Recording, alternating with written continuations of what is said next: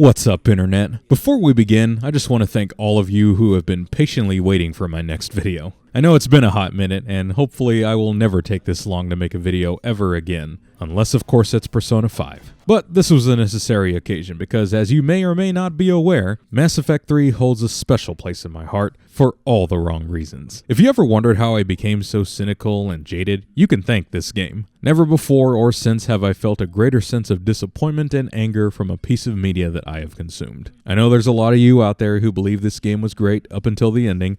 Just let it be known for the record that I disagree with you in the strongest way possible because I believe this game was terrible from the get-go. And I'm going to show you exactly why. To say that I went easy on this game the first time around is certainly a top contender for understatement of the year. So, possibly against my better judgment, I decided not to split this video into multiple parts because I wanted you to see all the flaws of this game, major and minor, in its entirety. So, I hope you brought your food and drinks because you all are in for quite a treat. This is the definitive GamingSins video after all. So, without further ado, let us begin.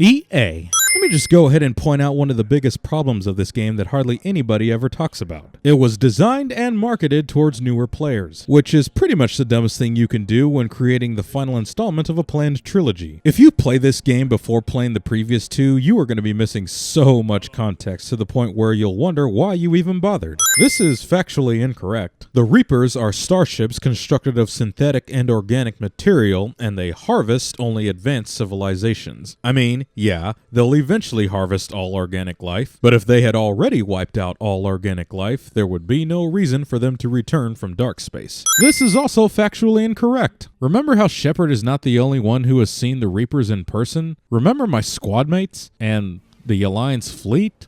And the Citadel fleet? Let's just go ahead and add another sin for the fact that the game basically forces you to play multiplayer if you want to get the absolute best ending.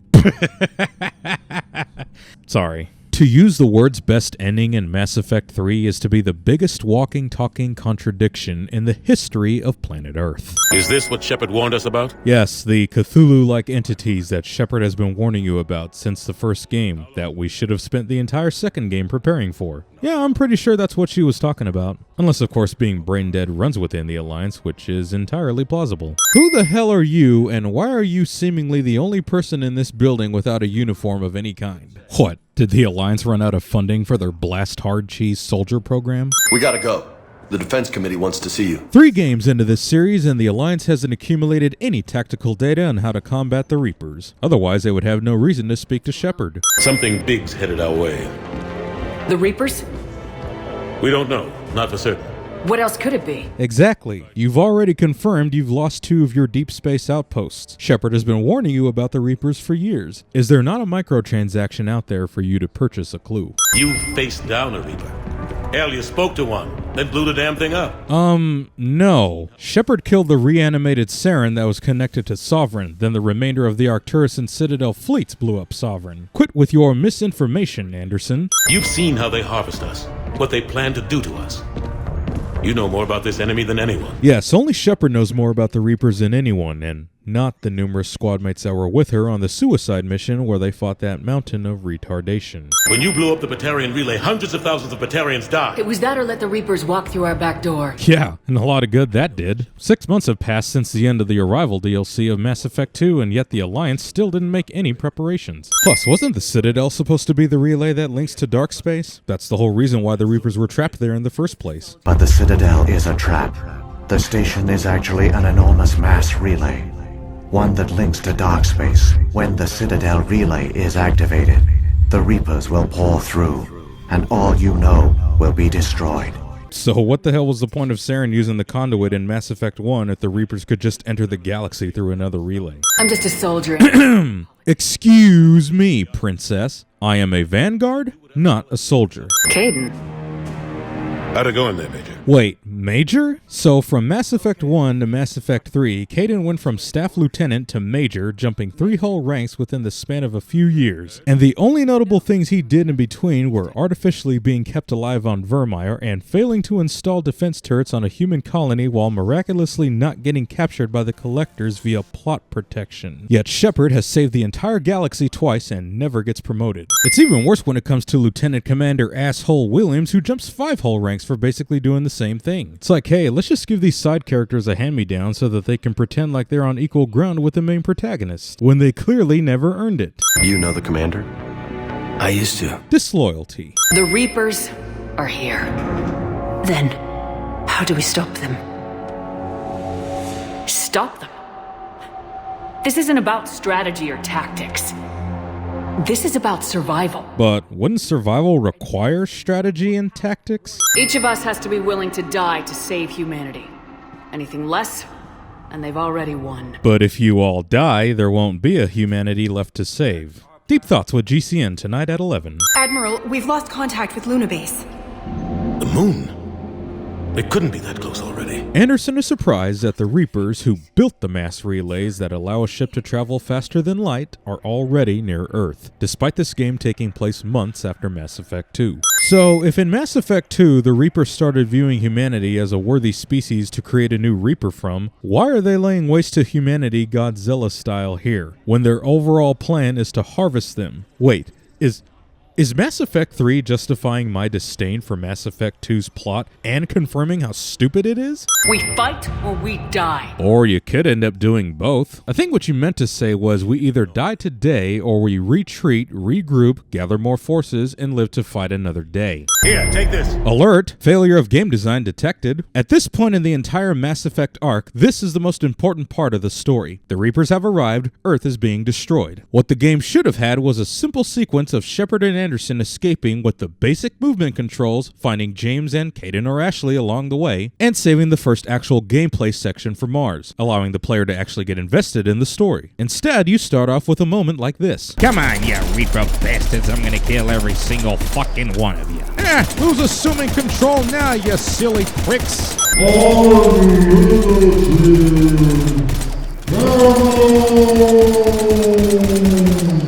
Stupid game mechanic makes Shepard jog really slow but sprint really fast, thus causing imbalanced gameplay. That's strange. Wasn't aware I was playing a game that was ported from the Sega Genesis. This child possesses the power ring of teleportation. He was just here at the beginning of the game, and now he's here. And let me just get this out of the way right now. I know a lot of you are going to use the indoctrination theory as an excuse for why a lot of dumb shit happens in this game. BioWare has had plenty of time to either confirm or deny that theory, and considering the reason behind Mass Effect Andromeda's existence, it's pretty damn clear that they chose to deny it. And if you have any doubts that this game has some terrible writing, consider that the lead writer for this game ended up being the director for Mass Effect Andromeda. You can clearly see the kid run through these locked doors, but when the Reaper destroys this section, the kid can be seen later on in the vent. Pistol that previously had unlimited ammo now runs out of a clip. We need to go to the Citadel.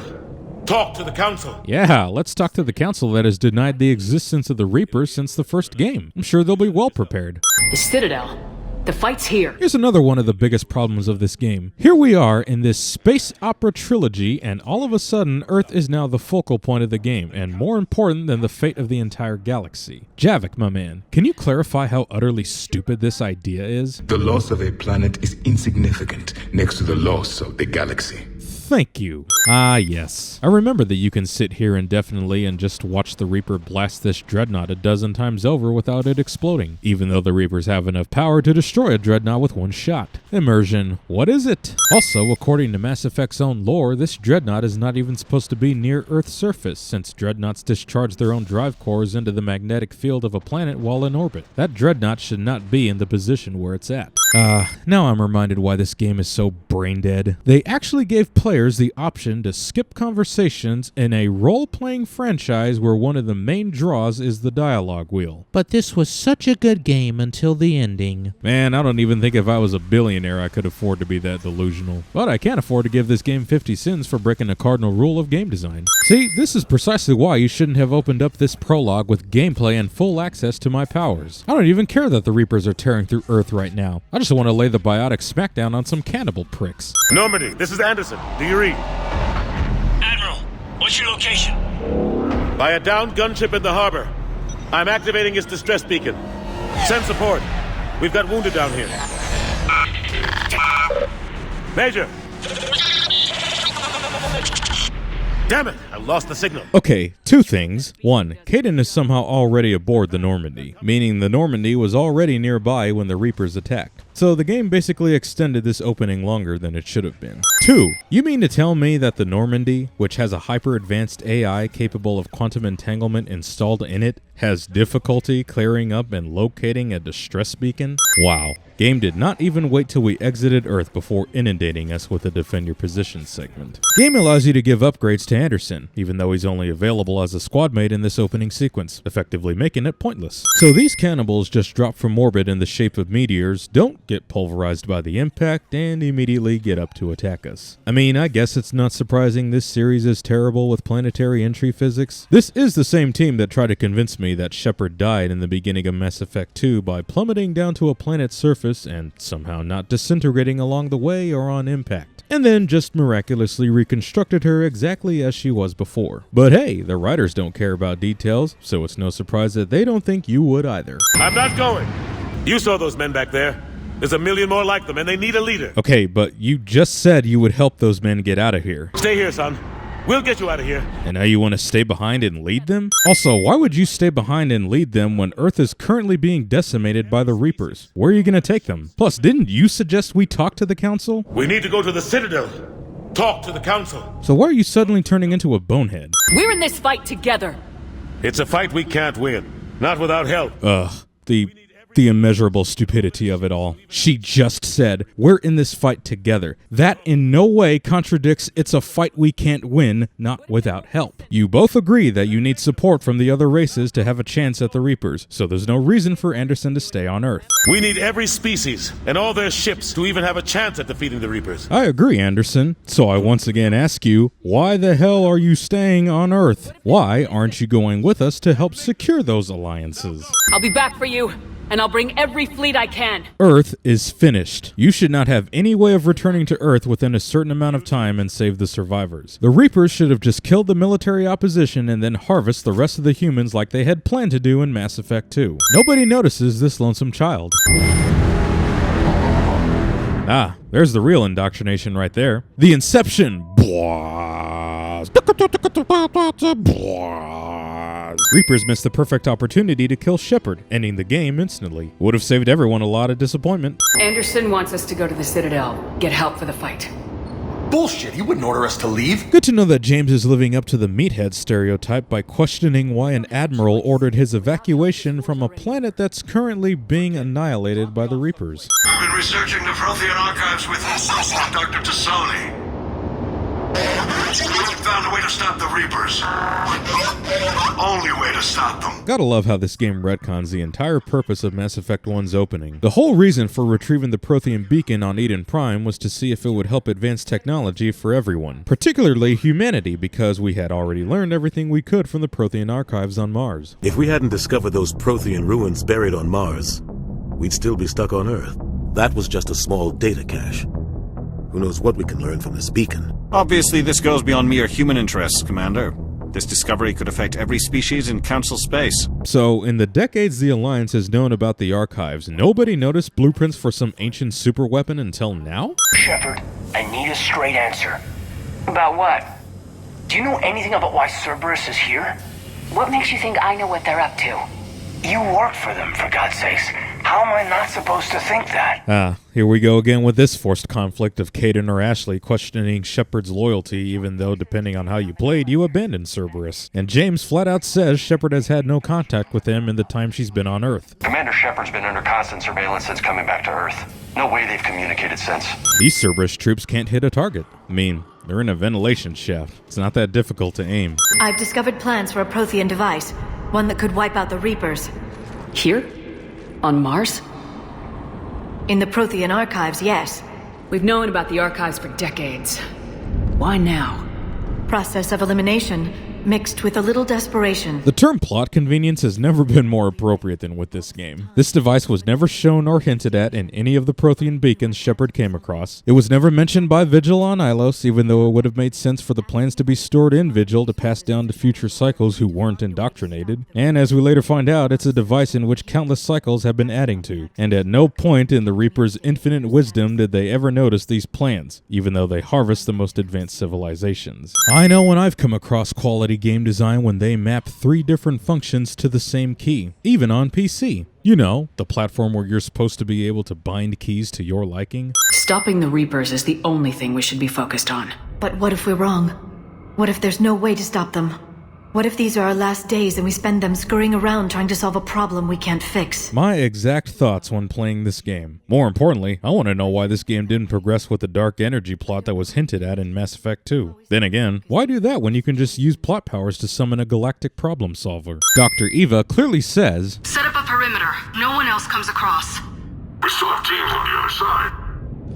No one! Yet this goon still falls for a trap and sends Echo Team over for extraction. Roger that. Echo Team will ride over and secure the station.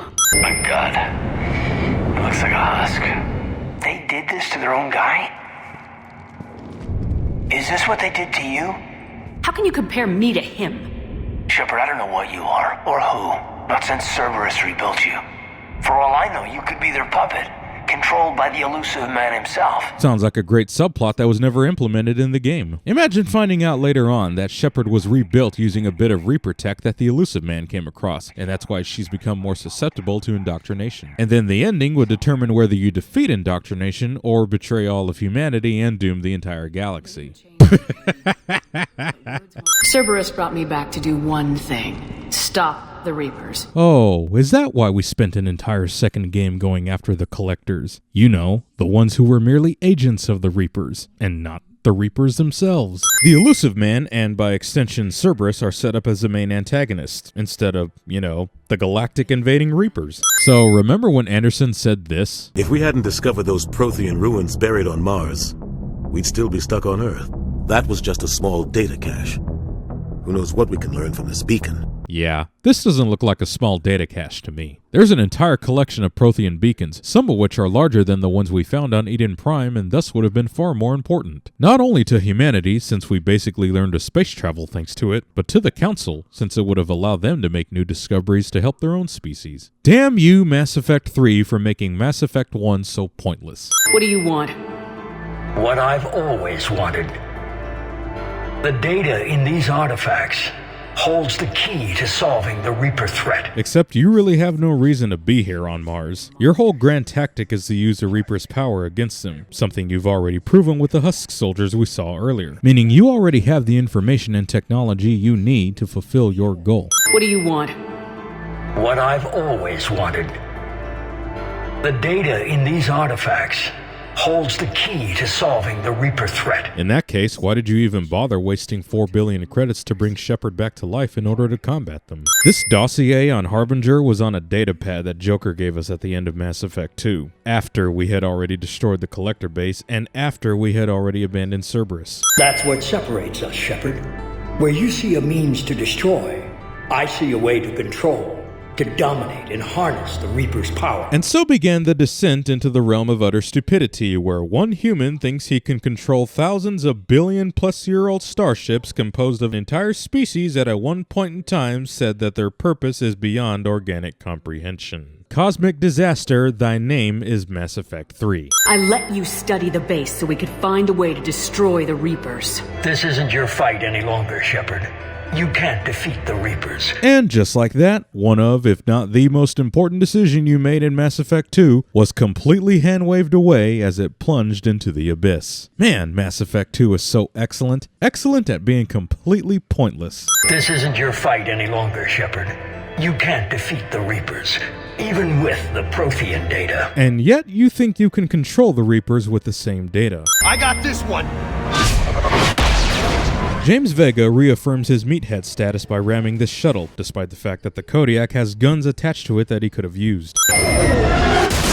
Yeah, you all should have died there. Define absurdity. Choosing one of two squad mates to live in one game, then that surviving squad mate makes a very brief appearance in the second game, then you get them as a squad mate in the third game, but they get incapacitated within the first 45 minutes and will remain that way for a good chunk of the game. And on top of that, when they recover, you can actually choose whether they rejoin your squad or not. So I ask you, why couldn't we just let them both die in the first game in the first place? Hayden or Ashley somehow get a bruised face when they had the back of their skull smashed against the Kodiak. That's not how bruised faces work. Send me the data. We'll do our own analysis. Liara just gave you an analysis. This is war. This is not the time to be picky, especially when an ally is trying to help you out. EDI is extracting data from the Cerberus machine.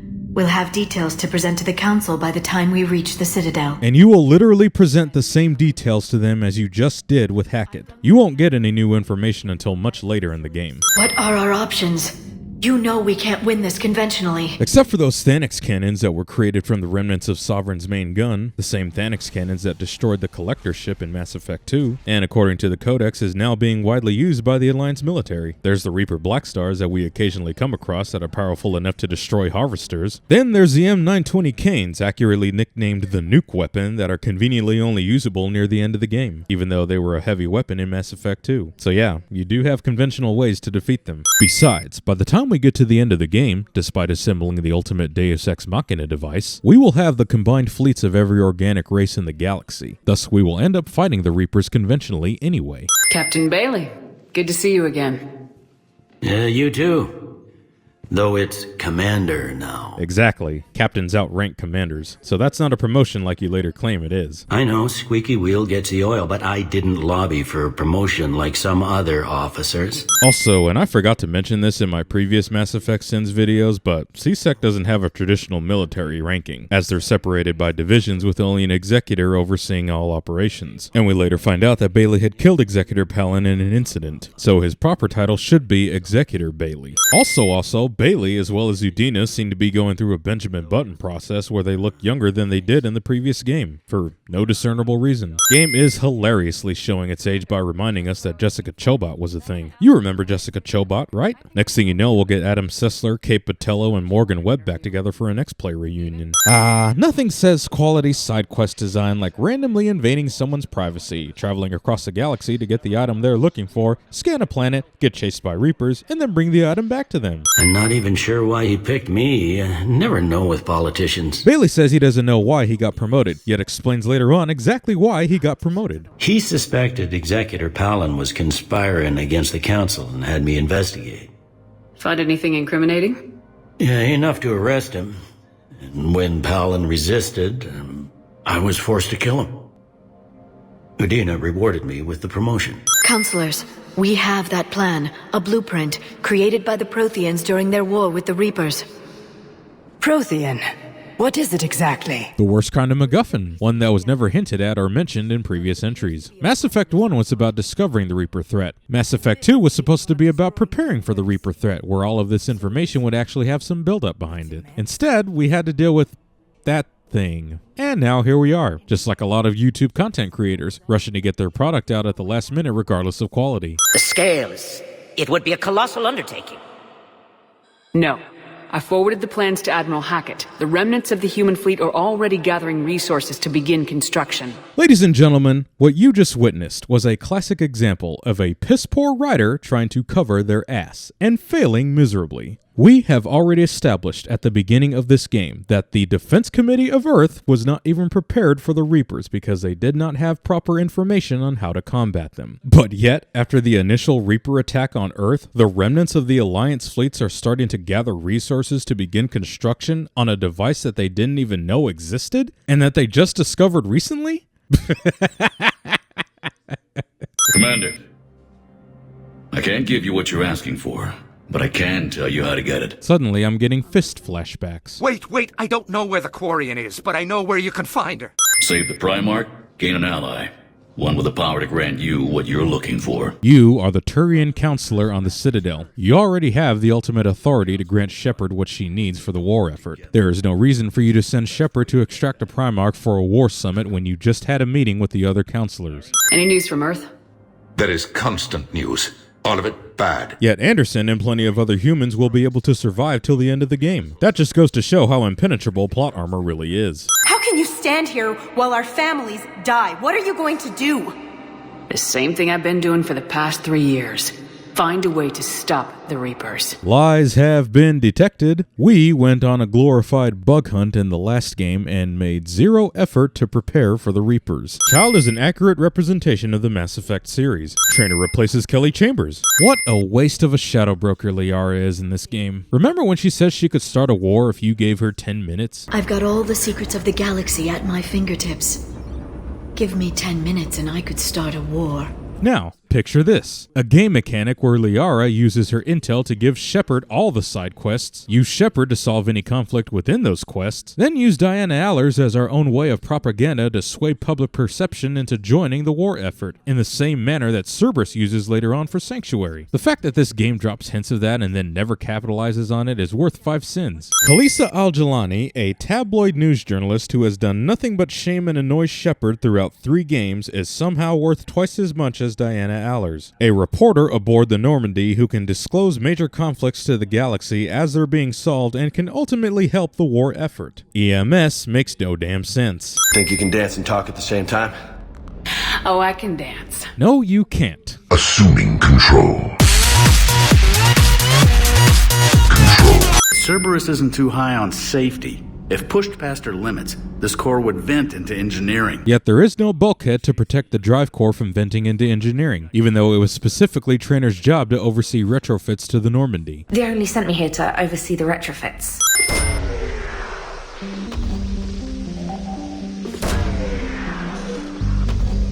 Unlimited probes? The Normandy has a Reaper IFF installed in it, which allowed it to pass through the Omega-4 relay and return safely. Yet that same technology does not protect the Normandy from being detected by the Reapers, even if its entire system's away. Find out what Cerberus is doing and get me any Reaper tech samples you can, Commander. Hackett wants to obtain a Reaper tech sample, despite clearly risking indoctrination. Gotta love how the game doesn't allow you to pick Javik if you manage to rescue him before you go to save the Turian Primarch. It's almost as if this RPG franchise that had player choice at the core of its design is forcing you to play linear, and that Javik shouldn't have been DLC. The Turians have the strongest military in the galaxy, and yet the Reapers are obliterating them. Man, if only there were some Thanix cannons that they helped create that could help them in their war with the Reapers. During the cleanup, the Turians secretly salvaged Sovereign's powerful main gun, along with much of the weapon's Element Zero core. That Reaper is enormous. Saw bigger ones on Earth. Those are capital ships, James. That means they're the largest known Reapers in existence. Besides Harbinger, there are no Reapers bigger than these. Primarch Fedorian is dead. So what happens now? The Turian hierarchy provides very clear lines of succession. According to Mass Effect's lore, Primarchs are leaders who rule a colonization cluster. Primarchs, as in plural, meaning more than one. Yet the game treats the term Primarch as if it's singular, being the ultimate leader of the Turian hierarchy. There would be no need for the game to make a big deal out of the one hair on Menai if there were multiple Primarchs. James, you're up for tower repair. Literal tower defense. We've got a situation on the Normandy, Commander. It's like she's possessed. Shutting down systems, powering up weapons. If the Normandy was shutting down systems, the ship would have crashed, you would have no way of communicating with Shepard, and the cargo bay would cease to release the Kodiak, which would be the only way to evacuate Menai. This definitely ranks as one of the dumber excuses to get rid of a squad mate. Turret cliche. Damn it. Look at Palaven. That blaze of orange. The big one. That's where I was born. Garrus knows where he was born, despite the fact that the side of Palaven we're looking at is completely shrouded in darkness and debris. If this were Earth, I would have no idea what side of the planet we're looking at. I'm Primarch of Palaven. Negotiating for the Turian hierarchy. I'm no diplomat. I hate diplomats. What makes you think you're not qualified? I'm not really a by-the-book kind of guy, and I piss people off. Now, this might just be my common sense speaking, but when you're on the verge of galactic annihilation, worrying about your qualifications for being a diplomat because you have unconventional thinking should be the least of your concerns. Still, we can't help but feel that this summit is a waste of your time, and we can't afford to have it waste ours. So no, the Asari will not be at your summit. You want to know how this would have been improved? Extend this conversation so that Shepard can decide whether or not to help the Asari when the time comes. Then when the Thessia mission comes along, you can actually choose not to play it, opting to collect resources from destroyed Reapers and build weapons like Thanix cannons, canes, Reaper Black Stars, and choose to fight the Reapers your own way that doesn't involve a Deus Ex Machina plot device. Holy shit, I just made Mass Effect 3 better. Garrett said he had to attend to the Normandy's weapon systems. Something about calibrations. How to kill a meme in 10 seconds or less. I understand this is a difficult time for you, Primarch, but Earth can't survive without reinforcements. Earth is irrelevant when the fate of the galaxy is at stake. Commander, Edie just went offline. Dr. Eva's body was disrupting the Normandy systems at the beginning of the Menai mission, yet so generously halts any further disruption until after the mission is completed. Edie? Yes. You're in Dr. Eva's body. Not all of me, but I have control of it. It was not a seamless transition. Later on, we find out that Edie was constructed using remnants from Sovereign, while Dr. Eva wasn't. You'd be surprised, Doctor. Once we combine it with the pieces we recovered from the Citadel... I'm still concerned about that. This rogue VI wiped out every soldier on Luna. Combining it with Reaper tech, well... That's what the shackles are for. The enhanced defense intelligence will be completely under control. Since Edie is composed of Reaper tech, she should have easily overpowered Dr. Eva in the same way that the Reapers overwhelmed the Geth later on in this very game, like Legion confirms. The old machine took total control of our sensory equipment, our networking. Even then, we could not fully comprehend them. They are magnitudes above us.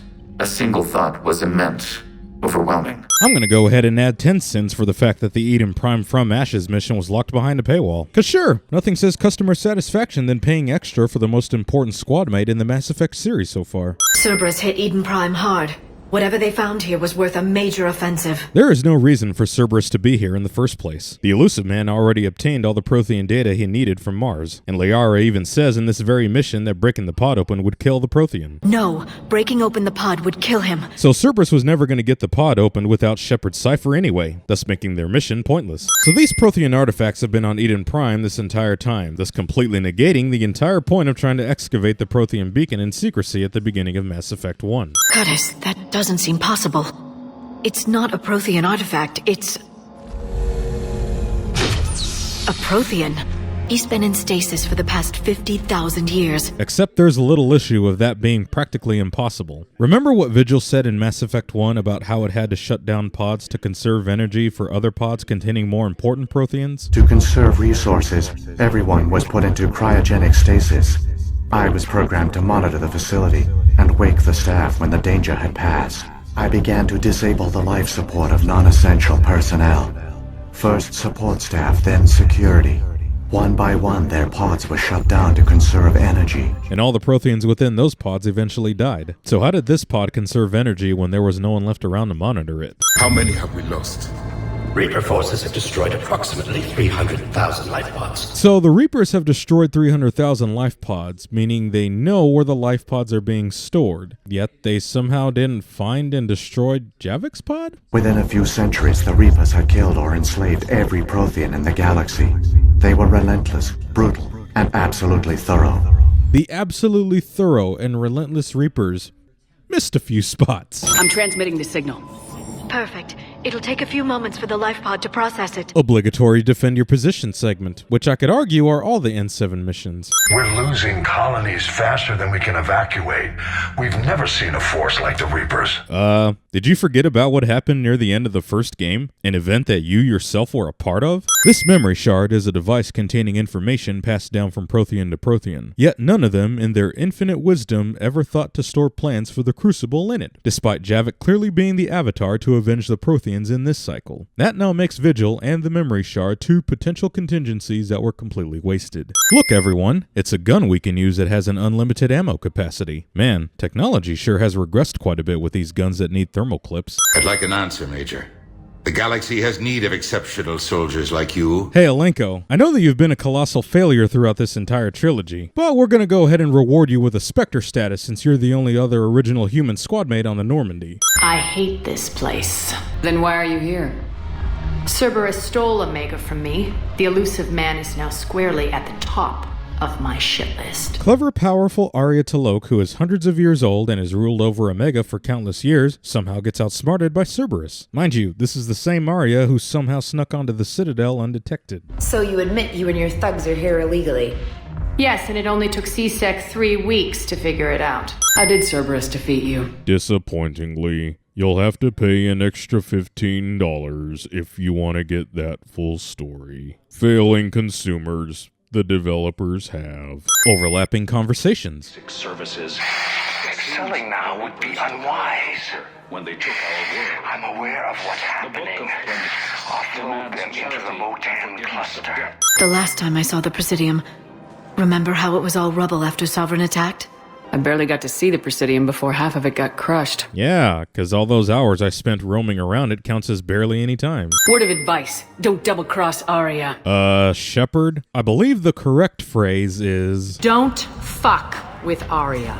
The great Commander Shepard on a leash. It's repulsive how little Shepard's accomplishments mean in this game. Shepard survived a coup and earned the rank of N7. Shepard synced with a Prothean beacon. Shepard became the first human Spectre. Shepard stopped an asteroid from destroying Terra Nova. Shepard saved Liara and killed Krogan Battlemaster. Shepard defeated an Asari matriarch and Asari commandos. Shepard saved the Rachni Queen. Shepard stopped Saren from creating a Krogan army. Shepard embraced eternity. Shepard convinced Saren to kill himself. Shepard died and then got resurrected as a cyber god. Shepard casually drinks Krogan liquor and then survived having her insides being torn out. Shepard killed a Thresher Maw. Shepard assembled 12 of the biggest badasses in the galaxy and solved all their daddy issues. Shepard then took said badasses through the Omega-4 relay, destroyed a collector ship, turned around to the worst plot device until Mass Effect 3 and destroyed that. Shepard survived the Omega-4 relay. Shepard eliminated the Shadow Broker and then replaced it with her hot, lovable Asari friend. Shepard entered Project Overlord and destroyed that. Shepard blew up an entire mass relay to delay the Reaper invasion. And what do we get for all this effort?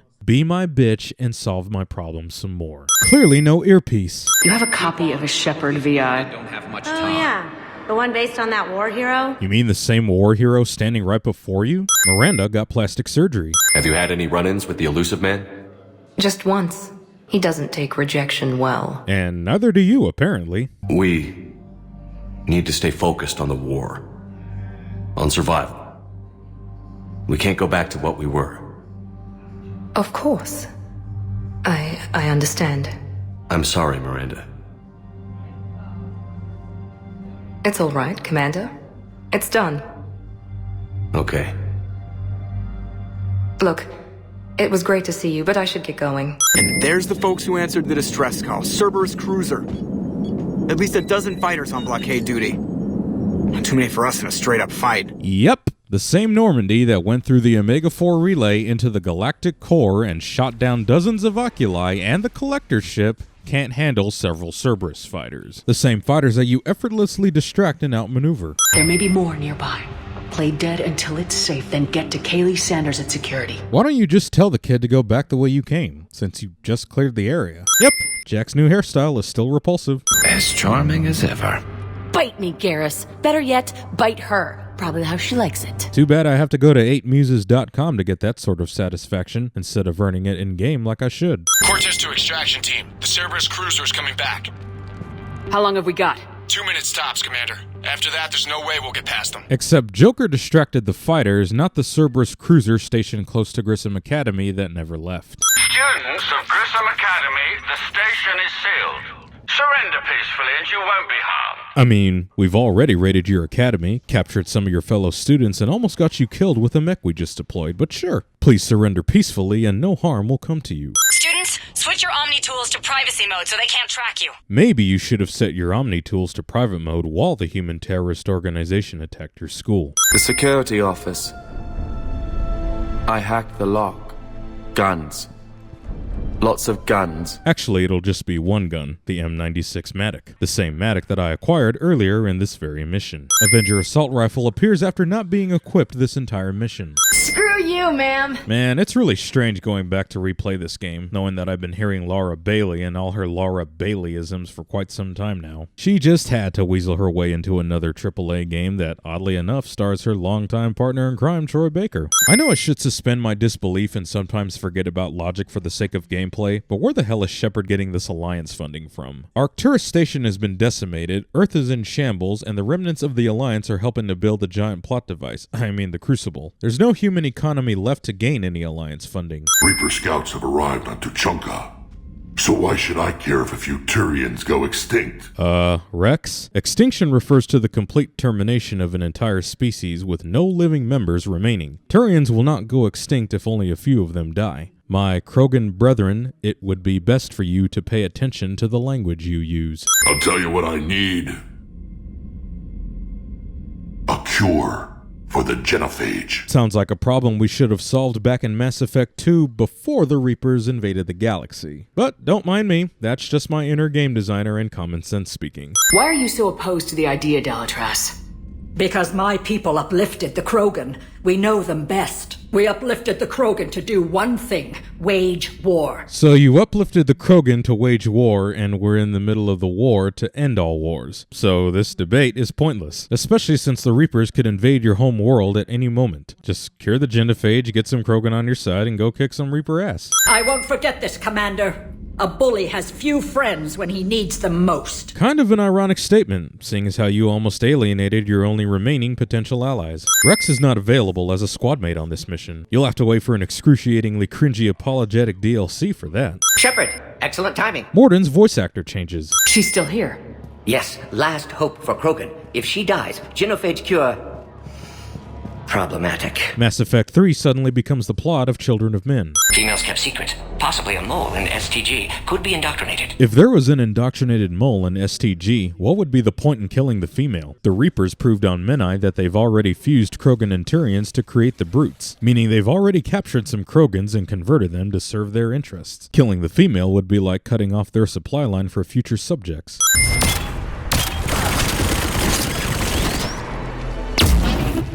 Why not have one of those? Because the game doesn't allow you to carry pistols. Krogan has been acquired. That would only apply if you've actually captured the Krogan. I think what you meant to say was target has been acquired, since that would imply you intend to kill. Language, people. Believe it or not, the usage of certain words does make a big difference. And how does Cerberus get involved? I don't know. The elusive man is up to something. Translation, the plot demands it, and we can't be bothered with creating more enemy types even though we have plenty of Reaper forces to draw inspiration from. How's the Prothean device coming? The team has dubbed it Project Crucible. This is going to be the most ambitious undertaking in human history. If this game had any balls or decent game design, then no. People who didn't play Mass Effect 1 and 2 and just coasted through this game should have by default gotten the worst ending. The Crucible should have never been completed, period. But no matter how little effort you put into this game, the Crucible will always be built. What's the point in allocating resources and investing time if it's always going to be completed? Crucible looks more like a galactic vibrator than a weapon of mass destruction. They must complete their original mission. It's a matter of galactic peace. The Reapers are invading the galaxy. Your allotted time of galactic peace has come and gone. The moon you found me on? That's where we made our last stand against the Krogan during the rebellions. How did it turn out?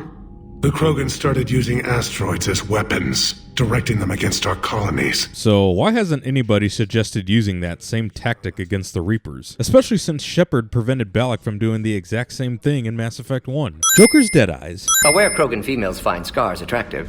Garrus loyal, reasonably intelligent, bit aggressive. Almost like Krogan. Probably not the best thing to be saying in front of Femshep, who is romancing Garrus. Take it as a reminder, Commander. In the darkest hour, there is always a way out. Tell that to modern-day BioWare. But you're using the data, encouraging more experiments like Malin's.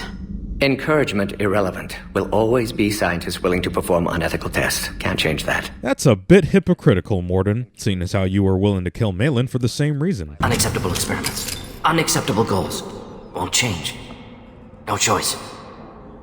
have to kill you. Grunt is not available as a squad mate on this mission. I think that's why I've always had a problem with James Vega. He took the place of what would have been the Krogan squad mate, and we don't get any Krogans on our team for the main campaign. As a rule, you should never imitate anything from aliens, eggs included. Speaking of which, the Firestorm is only available in this mission. In fact, this game decided to get rid of heavy weapons as part of your regular arsenal entirely, which is odd seeing as how we're fighting Reapers, the most fitting enemies to use heavy weapons on. Don't you just love how your choices end up being meaningless? If you killed the Rachni Queen in the first game, they return here regardless. Only difference being it's a corrupted Rachni instead of the last queen. Come to think of it, a lot of your choices end up being irrelevant in this game. If you appointed Anderson to be the human counselor, Udina ends up with a job anyway. If you let the council die, a new one gets elected and they still won't help you until it's too late. And if you persuaded the Quarians to leave the Geth alone, they end up going to war with the Geth anyway. It's almost like BioWare was Telltale in disguise all along. And when I think about it some more, if the Rachni Queen in Mass Effect 1 was the last queen in existence and you killed her, how do we even have Rachni in this game? She was the last queen and we destroyed the rest of the Rachni on Novaria. For some reason, the Reapers leave this squad of Krogan laying around in the nest instead of harvesting them or transforming them into more ground forces, even though they had the Rachni Queen under their control.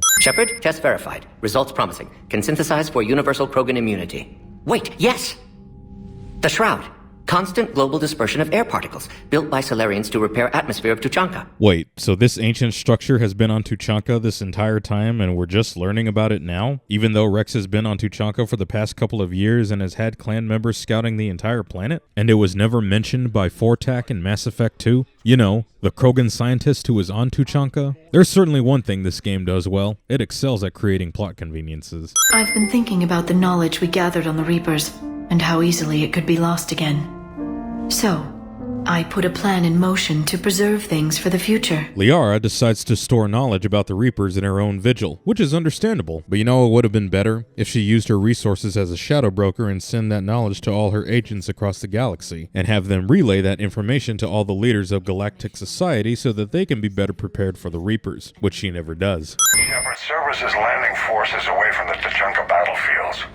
Their target seems to be an ancient ground-to-space cannon facility that hasn't been used since the Krogan rebellions. The site has no obvious military advantage, and the Krogan are spread too thin to deal with it. So we come across a weapon that was once used in the Krogan rebellions, and no Krogan, including Rex, thought about reactivating it to use against the Reapers. And it clearly does have a military advantage, since Cerberus reactivates it as soon as we start this mission. We could see on Holo that Reaper forces were blocking our intended path. Staying on course guaranteed heavy casualties. So I chose a safer route, skirting the enemy.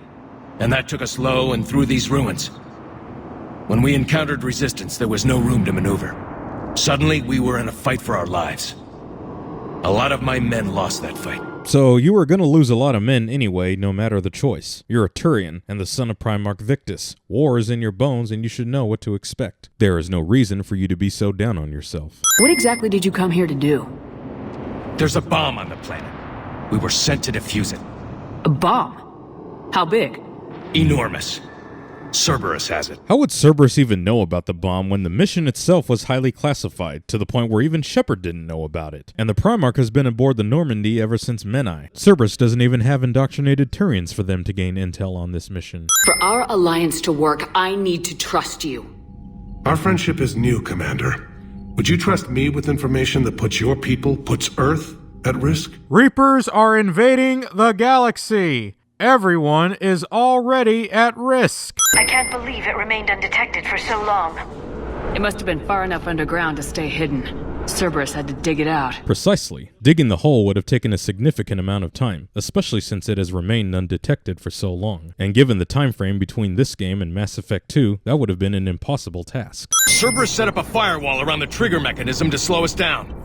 I need to create a bypass. That'll take time. Or you could just use the enhanced defense intelligence that has Reaper tech to break through the firewall with ease.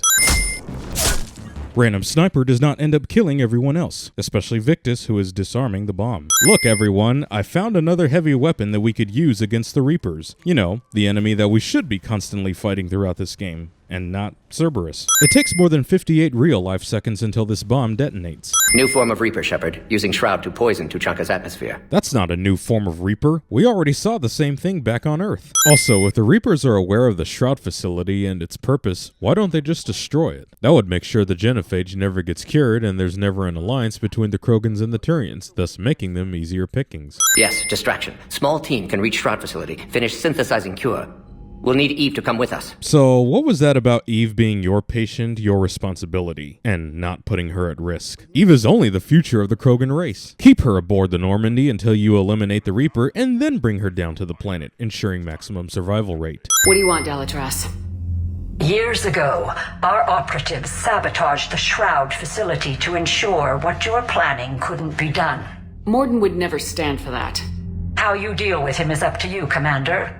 We can provide you our very best scientists to build the Crucible, and the full support of our fleets. If I sabotage the cure. And here we come across an asinine, arbitrary binary choice. The Delatras basically confirm that the Salarians are more than capable to provide support for the war and help build the Crucible, but they will refuse to do so unless you sabotage the cure. Curing the Genophage in no way deters the Salarians from providing help other than restrictions of game design, cause plot-wise it makes no sense. If Cerberus was able to ambush Surkesh, the Reapers will certainly be able to do so in far greater numbers. Shepard! Keep them away from the female! That is precisely why you should have just kept her aboard the Normandy. I can understand Morden putting himself at risk, but not his patients. What's the holdup? Road's out. The convoy can't make it through. Clearly, it can. In my younger days, I would have loved to have spent time here studying these ruins. What are you talking about, Liara? You're still a youngster by Asari standards. You should reserve a sentence like that for when you reach matriarch age. Despite Tuchanka being a nuclear wasteland for countless years, the Shroud still has enough power to keep it running. I know the game tries to explain this away by Morden saying it releases a constant global dispersion of air particles to repair its atmosphere, but the Shroud would still need a significant amount of solar energy to make that happen. You can't repair the atmosphere of a planet if the atmosphere itself is preventing solar energy from radiating down towards it. Eve's grand plan for summoning Kalros involves activating two of the largest maw hammers in existence, which turn out to be directly in front of the Shroud, meaning somebody in their infinite wisdom never considered that summoning Kalros could potentially destroy the only way to not only repair the atmosphere of Tuchanka, but cure the Genophage, which ends up happening anyway when the Reaper encounters Kalros. The Genophage has been going on for 1,476 years. If you're keeping track. And no Krogan nor Salarian took this into consideration. Game once again proves that it excels at creating plot conveniences. As much as I despise this game, even I can't deny that the Tuchanka arc is the one section that was actually done well, and it has a variety of outcomes. You can be the savior of the Krogan race by allowing Morden to sacrifice himself by properly dispersing the cure. You can save Morden by convincing him that the Krogan are too dangerous to cure. Or you can be a mega asshole and kill Morden, preventing him from curing the Genophage. So savor this moment, game. This is the only sin reduction you're getting. Yeah, I still don't care that you're burning in my dreams. You are just a random kid who I am not emotionally invested in. Shepard, the Citadel is under attack. Cerberus troops are everywhere and they're in control of the docks. Despite Saren accomplishing his own coup attempt back in Mass Effect 1, CSEC remains incompetent enough to allow Cerberus to achieve their own coup attempt, which becomes even more ridiculous when I've already completed missions that beefed up the Citadel Defense Force. Speaking of the Defense Force, even though Cerberus had their sleeper agents, it's still ridiculous how they managed to take control of the Citadel. The reason why Saren succeeded was because he used the conduit, and he had an entire Geth army that could hack any terminal or machinery in the Citadel. Cerberus was working alone, and would have had to use the Widow relay to get near the Citadel, and the Citadel would have had their fleet to defend it. We gotta kick them out of there. Everyone in CSEC's flying blind without the network. CSEC, in the middle of the war to end all wars, does not have a backup plan to their backup plan of their other backup plan, especially when Bailey says, Cerberus has control of the main channels, but I can set up a new one. What have you got? A warning from Counselor Ashiel. She's supposed to be here meeting with the Executor. Wait, so there is an Executor and it's not you? Even though Udina promoted you? Kai Lang, the Final Fantasy Metal Gear reject implanted with magical plot powers. Why, in all that is holy, would the elusive man spend billions of credits trying to resurrect Commander Shepard if all this time he had access to this Hot Topic space ninja? And for no reason at all, he is our nemesis throughout this game. Thane, the Drell assassin, does not automatically shoot Kai Lang in his head dead before he has time to react, and save us a panic-inducing headache for later on. And don't give me the excuse he's not capable. He pretty much holds his own against Kai Lang despite suffering an advanced stage of Keprel syndrome. Plus, Shepard doesn't help out Thane despite the fact that Thane is in poor health, and Shepard knows that. Thane, why are you charging towards Kai Lang when you have a pistol?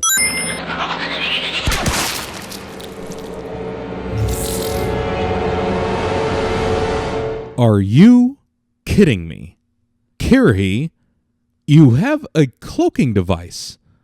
Why didn't you just kill Kai Lang while you were cloaked? Get the word out. Udina's trying to seize power. Udina trying to seize power becomes even more ridiculous when you consider he said this near the beginning of the game. With Parliament destroyed and Shastri gone, I have more power than any human in history. He already has all the power he needs, and seeing as how he's the human counselor, he's allying himself with an organization who's an avowed enemy of the council. Thus, he's actively going against his own interests, and there's no evidence to suggest he himself is indoctrinated. The only reason that makes even a lick of sense is that Udina has always been a ruthless man who has advocated for more human influence in Citadel space, and Cerberus is a pro-human organization. But human dominance isn't really going to mean anything with Reapers invading the galaxy. Hey Shepard, I have a brilliant idea for you. Pump the damn brakes so that you send this jabroni flying off your sky car. But we've still got vital signs on the Council's transponders. Where are they going? The shuttle pad above Shalmar Plaza. Udina's with them. If he can get them in range of that assassin, this is all over. My disdain for Kaden and Ashley notwithstanding, they're still capable soldiers who have recovered from their injuries, and one of them is accompanying the Council. The Asari has natural biotic abilities for their defenses, and the Turian is difficult to kill. The Council is not as helpless as you make them out to be. It took 3 games to make this option available. Shepard, do you have any idea why Cerberus would do this? We had to figure out a way to eliminate Udina from the plot. Nothing else seemed like a viable option. This doctor has the same face model as Darner Vosk. Do I know you? Every Batarian with someone on Aratok remembers your face. The mass relay explosion in the Arrival DLC of Mass Effect 2 happened in a remote location of the Bahak system, and everybody within that system was wiped out from the supernova. And Shepard was cut off before she could warn the Batarian colonies. So unless it was made public between that DLC and this game, there is no way any remaining Batarian would know that Shepard was responsible for propelling the asteroid into the Alpha Relay. Solik Vaz, documentary maker. We all need to help each other. I want this documentary to shock people into action. Boy, I sure could have used you at the beginning of the game as my source of propaganda to convince people to help out with a war effort. Cerberus wants our help. And if Cerberus is good enough for Commander Shepard, it should be good enough for us. No renegade interrupt option to shoot Conrad in his kneecap. Shepard. Balak. You should have killed me on that asteroid over Terra Nova. After you ruined my plans, my government accelerated research efforts on the Leviathan of Dis. Have you heard of it, Commander? The ancient organic dreadnought my people recovered from Jartar 20 years ago? Sound familiar? A Reaper. You see that? This is fantastic. This is brilliant subtlety for anyone who bothered to do any exploration in Mass Effect 1, and could have been an excellent reveal from the get-go instead of removing it to sell as DLC. How's your progress on the Crucible? Good. Our estimates suggest we've completed nearly 50% of the known work. So quickly. Once decoded, the schematics are designed in such a way that allows our scientists to easily translate the information. It's not Prothean specific. Wouldn't that make it more difficult if it wasn't Prothean specific? We later find out that this device has been secretly built over millions of years, meaning there are languages and schematics never seen before that would be impossible to translate. It took Shepard to connect with a Prothean beacon to understand their language, so there wouldn't be a way for anyone to interpret the Crucible plans without a beacon for the other ancient civilizations. We're still in this. The gods of war haven't given up on us yet. Wah, wah. An actual shower.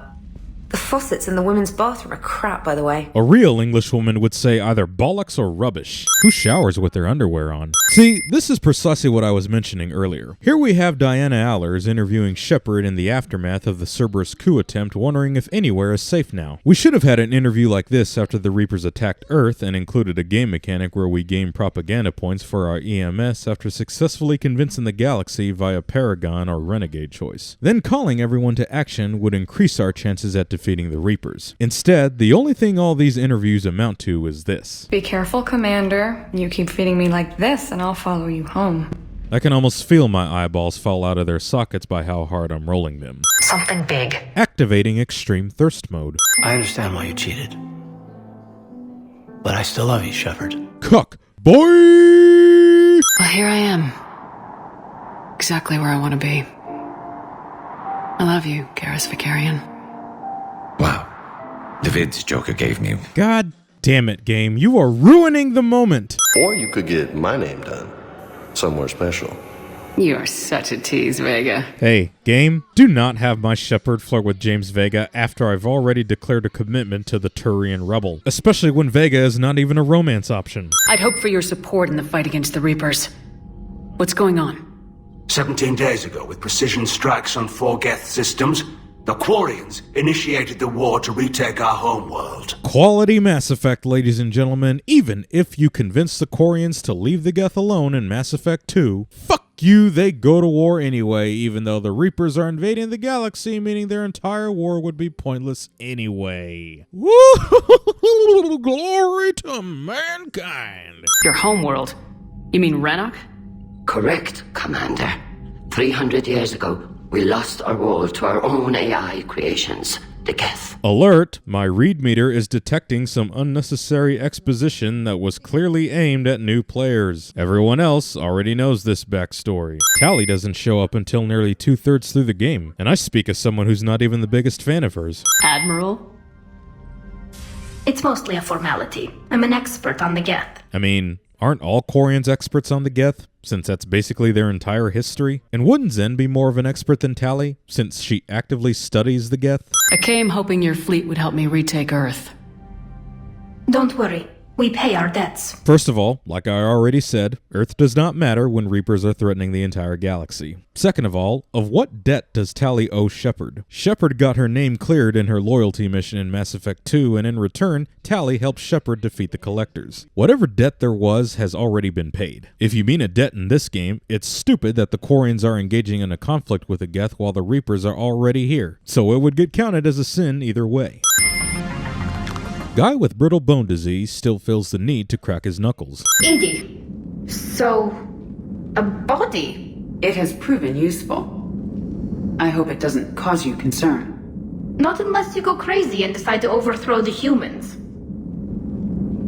If I decide to overthrow the humans, you will be the first to know. Edie, everyone here knows that was a joke, but you are partially composed of Reaper tech. That's really not the best thing to be saying around organics, unless of course you enjoy the sight of them on their knees. Admiral Geralt tried a frontal assault. We lost 6 frigates. Then it's a miracle Geralt hasn't been relieved of his duties. He's the admiral of the heavy fleet and a military veteran. He should have known better than to attack with a frontal assault on the very synthetics his people created. Look at how much data the Dreadnought's central processor is handling.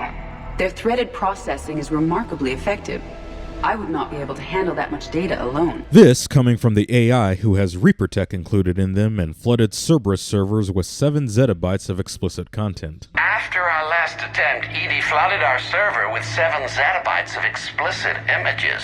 Decades into the future, and a sentient synthetic race like the Geth are still using such primitive technology as optical camouflage. So what is this thing? It uses our networking architecture to broadcast the old machine command signal to all Geth simultaneously. Yet that same networking architecture will not help you upload a certain code when the time calls for it, even though the true Geth form is all software. Hardware blocks offline. We are free. As a gesture of cooperation, we have disabled the Dreadnought's drive core. All weapons and barriers are offline. Legion disables the drive core instead of just taking control of the Dreadnought and use it to fire on the surrounding Geth fighters, giving us an easier chance of retreat and regrouping. Shepard Commander, the Creator Fleet is firing upon this vessel. Let it be known that the ship-salvaging Quarians who built the Geth are not thinking about saving and using the most powerful Geth Dreadnought that Han Garel himself said could outgun any ship they've got. Here, a Geth Dreadnought. It can outgun anything we've got, and it's heavily defended. Get control of the ship, retreat, use some Quarians to reprogram the Geth, maybe get some help from Edie, and then we're better prepared to fight the Reapers. Apparently I'm the only one thinking tactically here. What a waste of firepower. There is no sound in space. but I can understand their desperation. We only lost Earth a few weeks back. Wait, what? It's only been a few weeks since the Reapers took Earth and we're already 50% through Crucible completion? We need help, Shepard. We need a fleet. And the Quarians have the biggest one out there. Jesus Christ, game. Make up your mind. You need a fleet, so you can defeat the Reapers conventionally and not have to rely on this ancient device which nobody knows what it is and what it can do. Hey, hen girl, you alright there? You seem to be having a neck problem. Here, let me help you out with that. You must understand. The Geth inflicted heavy casualties before you disabled the Reaper signal. Game is missing the Paragon interrupt option. Well, maybe you shouldn't have started a war with them in the first place, you damn Bosch tets. Oh, and Shepard, I meant what I said earlier about Kai Lang. The Reapers may seem like our biggest threat, but take it from me, Lang is a vicious bastard. Don't underestimate him.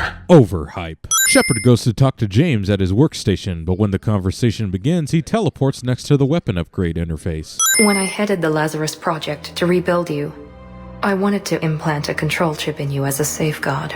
The elusive man stopped me. He didn't want to interfere with who you truly were.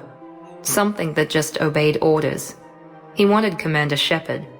Installing the chip might have ruined you. Let us take a moment to truly appreciate what is happening right now. We are getting reconfirmation that the elusive man wanted to resurrect Shepard exactly how she was before in Mass Effect 2. Yet in the very next game, the same elusive man is determined to murder countless humans and turn them into mind-controlled husks that do nothing but obey orders. You can't just keep using the "he's indoctrinated" excuse as your get-out-of-jail-free card. He's been indoctrinated even before Mass Effect 2. The mission to rescue the Cerberus scientists is the purest form of filler content there is, because you either rescue a random NPC or Jacob. This Geth has stormtrooper aim. Farewell, Shepard. Admiral, put your hand down. You are not Spock. This was not a foreseen outcome, but we cannot change a decision once it is made. Legion has never heard of save scumming. You must enter our consensus. I'm not a machine. How do I go into a virtual world? What are you talking about? You did the same thing in Project Overlord, and you didn't even need special equipment from the Normandy to do so. Geth consensus looks like Tron had a baby with Minecraft. Warning, Reaper presence detected. Data cluster contains infected code. If the Reaper code is so overwhelming and incomprehensible as Legion has described, how are the Geth able to provide Shepard with combat software powerful enough to neutralize it? These Geth have renounced the old machines and will oppose the Reapers. There is some unnecessary wording in that sentence. Legion should have just said, these Geth have renounced the old machines and will oppose them. Keep your sentences simple. The Quarians sanctioned this operation to save their people. The creators. Geth don't refer to the Quarians by their actual name. Stop breaking my immersion. What about you? We will deactivate defense systems and acquire an escape vehicle. Legion decides to acquire an escape vehicle. However, this is before all of them come to realize that a Reaper is physically on Rannoch. So they should have just called the Kodiak to extract them. Legion, you're getting a little ahead of the script there. You've heard me say Kila Salai? The best translation I can come up with is, by the homeworld I hope to see someday. I don't believe you, Tally, because when I was in the Geth consensus, a bygone Quarian pretty much confirmed that the word Kila translated to creator. Unit 01. What is the Keelish word for servant of the people? The word is Geth. You getting anything from the base? No. The old machines have not registered us as a threat. Highly advanced ancient cuttlefish don't recognize that certain Geth are using their tech against them. For perspective, these are the same Reapers who can detect our Normandy pinging entire systems away. We have located transportation. Copy that! Everybody get to the ship! Move! That is not a ship. That is clearly a simple hovercraft. It even says so. For the sake of your amusement and to prove how pointless this section is, here is me. Just chilling like a boss, not even bothering to fire on a Reaper that is about to annihilate us. What did we hit? The firing chamber! Looks like a weak point when it's priming! The firing chamber was not priming when you were escaping. See how it's closed when the orbital strike hits? Damn it! The jamming towers have us targeting manually. We can't make a precision shot. What jamming towers? We already destroyed them in a previous mission when we were searching for Admiral Chorus. So here's this giant enemy crab. Just in case the game didn't make it clear it's copying Gears of War's gameplay, here they include their own Hammer of Dawn. You cannot comprehend the magnitude of our presence. For the second time, we come across a Reaper that tells us their purpose is beyond our comprehension, even though it will proceed to explain that organics represent chaos and they represent order, and that they must harvest advanced civilizations to bring order to the chaos. A baboon with Down syndrome could understand that concept.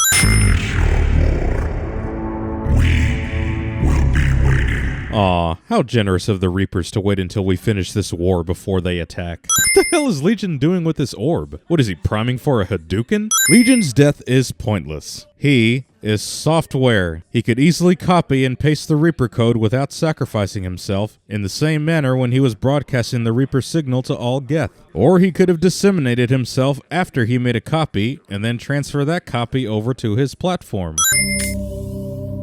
Right now, I have this. And that's how Tali became incredibly ill and lived miserably ever after. Haha, no kids for you. Regardless, Commander, you've given us the first reason to hope in this war. And curing the Genophage wasn't? And now the Asari are a prime target.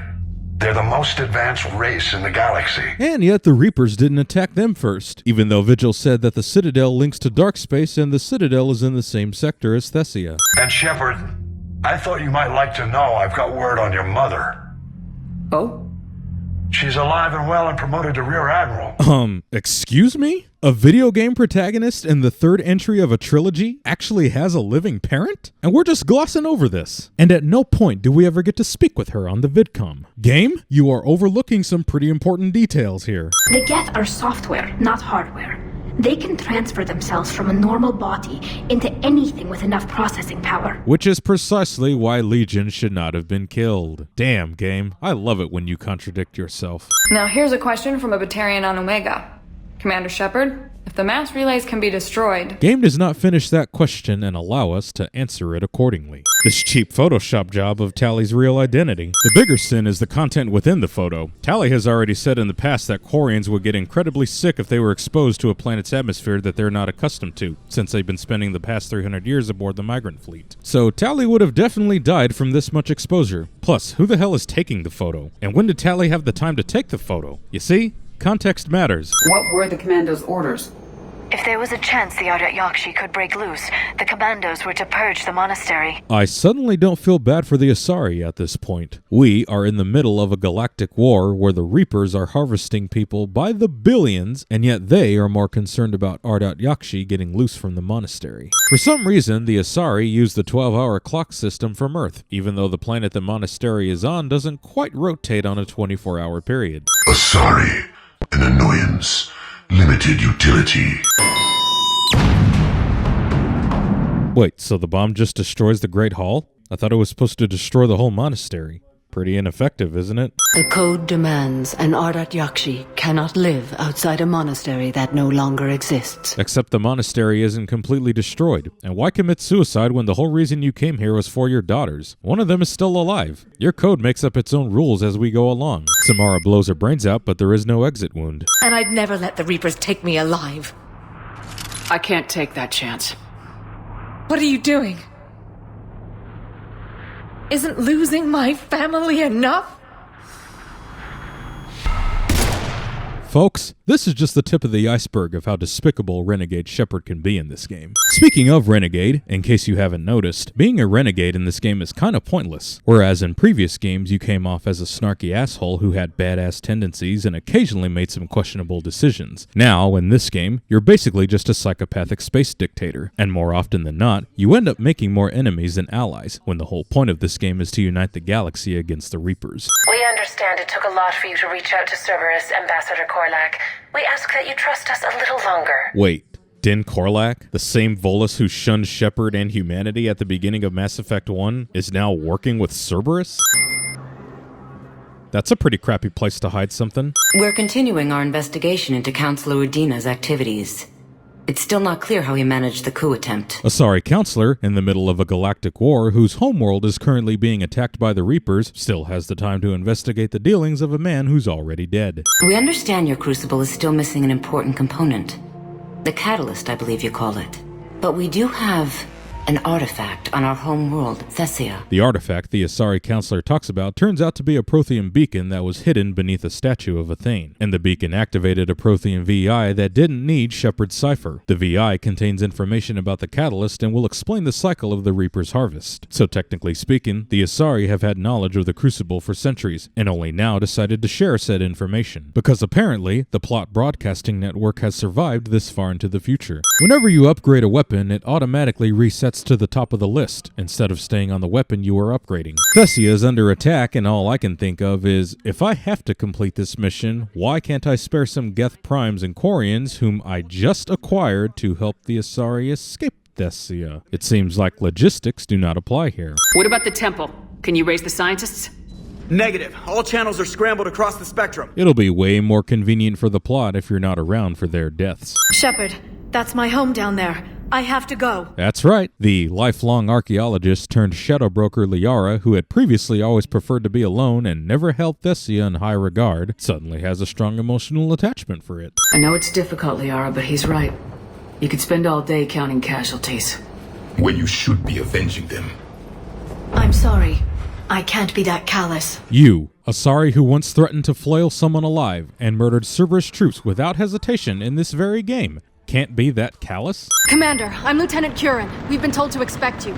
My orders are to hold this grid at all costs. Well, look at that! Laura Bailey swoops in once again to break my immersion with more of her Laura Baileyisms. The Asari are not more surprised or impressed that a real life-breathing Prothean is in their presence. I mean, it's not like some of them worship the Protheans after all. The Temple of Athame is protected by a barrier, yet when you enter, the scientists are already dead and you later find out that Kai Lang slit their throats. So this full Kai Lang entered the temple, killed the scientist, exited out of the temple, only to reactivate the barrier to make it seem like no one had entered, and then waited for Shepard until the beacon was revealed. And all the while, Kai Lang is not aware that Shepard has the cipher to activate the Prothean beacon in the first place. There's a Prothean beacon here. What? But why hide it? The answer is obvious. Power and influence. Your people are holding the knowledge of my race for their own gain. That can't be. I can't believe my people would keep this a secret. Liara is an archaeologist who has been studying Prothean artifacts for the past 50+ years. Yet she still believes that the Protheans had no influence on how the Asari became so wise and powerful, even when she has a living, breathing Prothean standing right next to her. It turns out that the Prothean VI resided within a Prothean beacon, even though the beacons have always interfaced with a person's brain to transmit audio and video. There was never a need to transmit a message through a hologram. If anything, a hologram would make it easier for multiple people to know about the Crucible plans, since they wouldn't be specifically placed inside the mind of the person who activated the beacon. The biggest secret in the galaxy, classified at the highest levels by the most advanced race in this cycle, was hidden in plain sight and could have been accessed by anyone bold enough to destroy the statue of Athame. Your remaining time is also at an end. Were all Protheans so grim? Considering the history Javik told you if you bothered to initiate conversations with him, yeah. Not to mention they had their own people indoctrinated, turned against them, and were conquered by the Reapers. You really expected them to be all happy-go-lucky after all that? What happened to the Crucible in your time?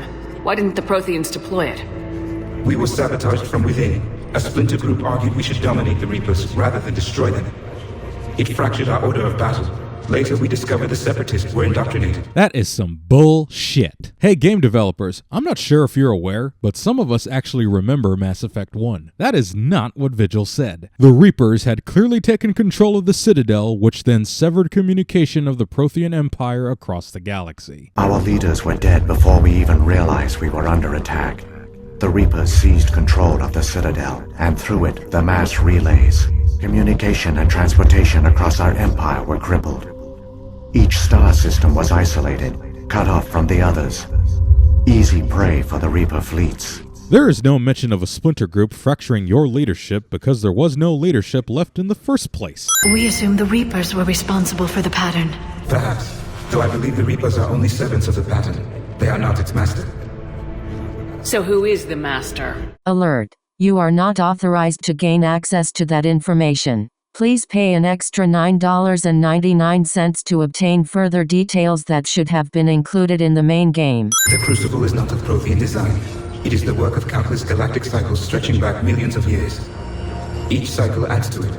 Each improves upon it. And yet, it still boggles my mind that the Reapers have never found these plans despite harvesting advanced civilizations and their supposed galactic annihilation. Also, if the VI just flat out told us what the catalyst is instead of rambling, this game would have ended a lot sooner. And that would have been a very good thing. I detect you are one of us. You are Prothean. The last. I am the final hope to avenge our people. Your mission was known to me. The Reapers caught the Protheans in a surprise attack in the previous cycle by seizing control of the Citadel, and all communications were cut off from there. And since the planets and star systems were isolated, there is no way Vendetta would be aware of Javik's mission to rebuild the Prothean Empire once he's revived. Indoctrinated presence detected. Activating security protocol. Let's be honest here. Did Kai Lang really need to be indoctrinated to be a persistent enemy of Shepard? If you bothered to take a look at his dossier, he was already quite the renegade to begin with. There was no need to have him indoctrinated to be a bigger prick than he already is. How did you find this place? The archives. Or did your shadow broker miss that one? You had all that data stored in Dr. Eva, the same synthetic that Shepard stopped and captured that eventually became EDI. There is no reason why you should have any knowledge about the Prothean beacon on Thessia. Besides, this beacon was classified at the highest levels. There would be no details in the archives on Mars for a beacon on Thessia containing the Prothean VI, because if that was the case, we would have found out about it a lot sooner. Destroying the Reapers gains us nothing. How about peace? They're just trying to control us. Think about it. If they wanted all organic life destroyed, they could do it. There would be nothing left. Yeah, Tim, that is precisely what is happening right now. You notice how every species eventually gets harvested? Just because the Reapers left you alone in the previous cycle does not mean they'll avoid harvesting you in this cycle. I think you've gotten a little too close to the enemy. No.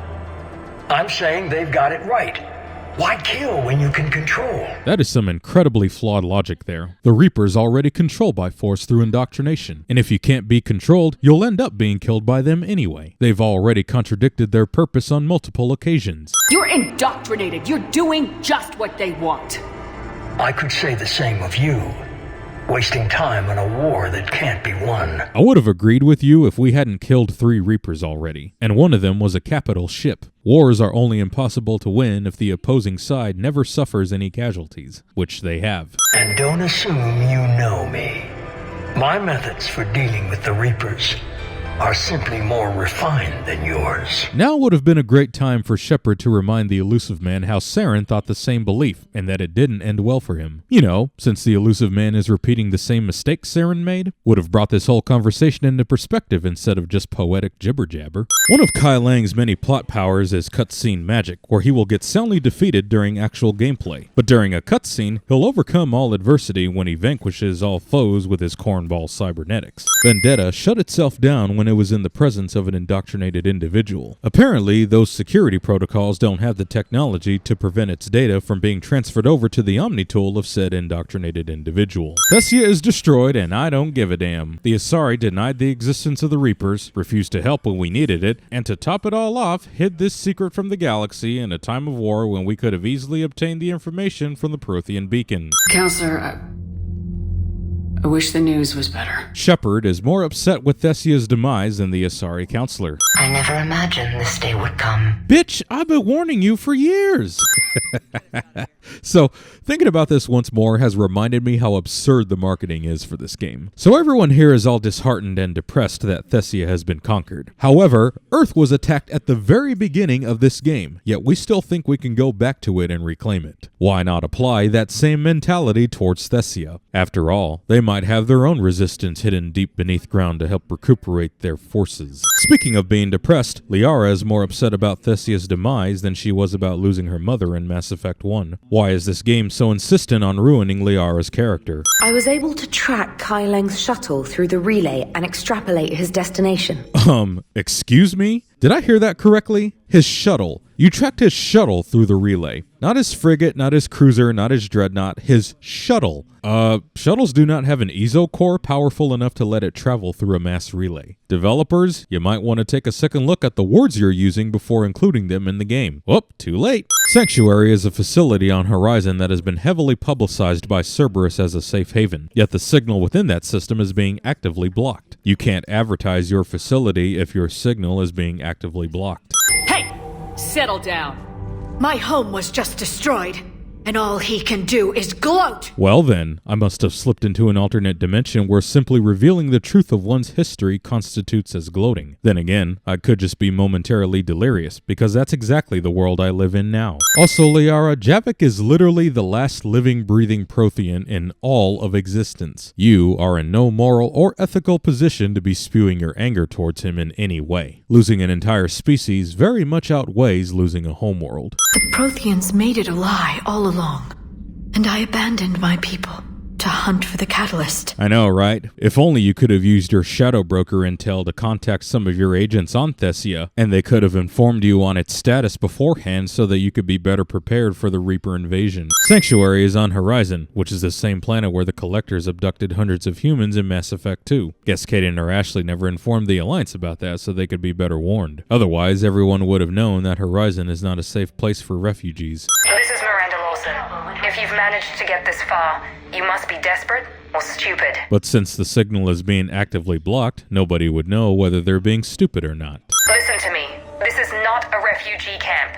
This is a Cerberus facility run by my father, Henry Lawson. Surprise function of Sanctuary is not so surprising for anybody who's been paying even the slightest amount of attention. Remember that Cerberus troop back on Mars? My God. What the hell do you think they were doing? BioWare?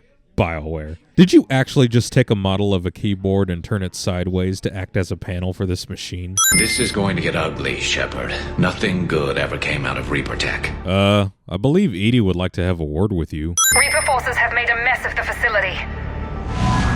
I'm shutting down the power to the processing plant to lock them down. Who the hell is Miranda talking to? At this point, she doesn't know that Shepard has arrived on Sanctuary, and it wouldn't make sense for her to be talking to Oriana if Oriana has already been captured by their father. Sanctuary turns out to be a Cerberus testing facility that processes humans into husks, and the only thing I'm wondering is why they waited this long to reveal such an activity. They already hinted at it in Mass Effect 2 when we traveled to the derelict Reaper, and a Cerberus team was already researching it. Having Cerberus conducting experiments to figure out how Reaper indoctrination works in Mass Effect 2 would actually give it some build-up, instead of haphazardly waiting until the third act of the third game to confirm it. But as usual, BioWare fails to capitalize on an opportunity. We've done it.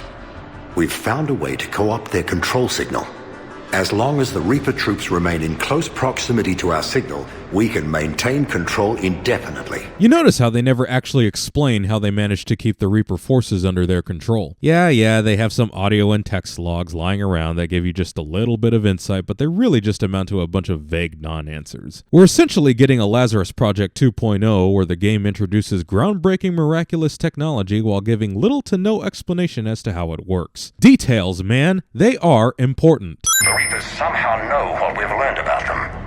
They have a weakness. Understanding how Reaper indoctrination works and controlling Reaper forces does not necessarily mean you have found a weakness in them. Finding a weakness would be like discovering a flaw with their technology or detecting a way to permanently cripple their defenses. Nice attempt to try and confuse everyone there. Speaking of which, this scene is still wasted, as it was a chance to go into further detail as to how and why Cerberus was able to control Reaper forces. Instead, it gets squandered as a let Oriana go or I'll shoot you scene. You know, Mr. Lawson, if you're going to use Oriana as a hostage, you might want to actually point your gun at her. Anybody could have easily eliminated you, since you're not directly putting her life in danger. Before Kai Ling took off, I planted a tracer on him.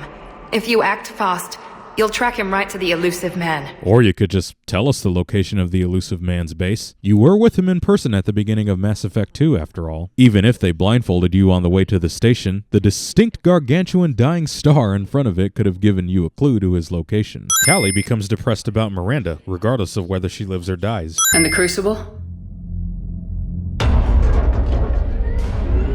Ready. Except for the catalyst. Like I mentioned before, no matter how little war assets you've acquired, the Crucible will always be built. So instead of providing you any meaningful decisions, the game ultimately tricks you into a false sense of accomplishment. Once we attack, the Crucible won't stay safe for long. Then why are you risking the Crucible when you don't even have the catalyst? This is literally your Hail Mary and only chance to succeed. And how would the Crucible be at risk if it's in the same location where you've been building it? Just keep it there until you have the catalyst. Don't you just love it when you spend hours and hours building a relationship only for it to pay off with a screen that fades to black? No calibrations for you. It can't be done. It's not a matter of resources. It's always a matter of resources. We're not losing Shepard. Sir, Shepard is clinically brain dead. After that much trauma, that long with no oxygen, we cannot overcome nature. Oh, look at that. Here we have a perfect opportunity to clarify how Shepard was able to be resurrected, and killing Shepard was one of the dumbest things Mass Effect 2 did, by the way, and all we got was a bunch of scientific jargon. Even if you made an excuse as to how Shepard survived depressurization and planetary entry, you still have to logically explain how Shepard survived plummeting to a planet's surface and still have a body intact, which these entries never do. I don't remember anything. Maybe they really just fixed me. Or maybe I'm just a high-tech VI that thinks it's Commander Shepard. Oh really, Shepard? You're just now having this existential crisis in the third act of the third game, and not right after you awoke from resurrection in the beginning of the second game? That's quite the gap for you to start questioning the capabilities of the Lazarus technology. Tissue regeneration is proceeding. The helmet kept the brain intact for whatever good that will do. Funny you mention that, since you can recover Shepard's helmet on Alcara in Mass Effect 2, meaning Shepard's brain would have been exposed to the elements. Thus, it would not remain intact. Proto-Reaper, based on humans, an abomination. This is the one you destroyed?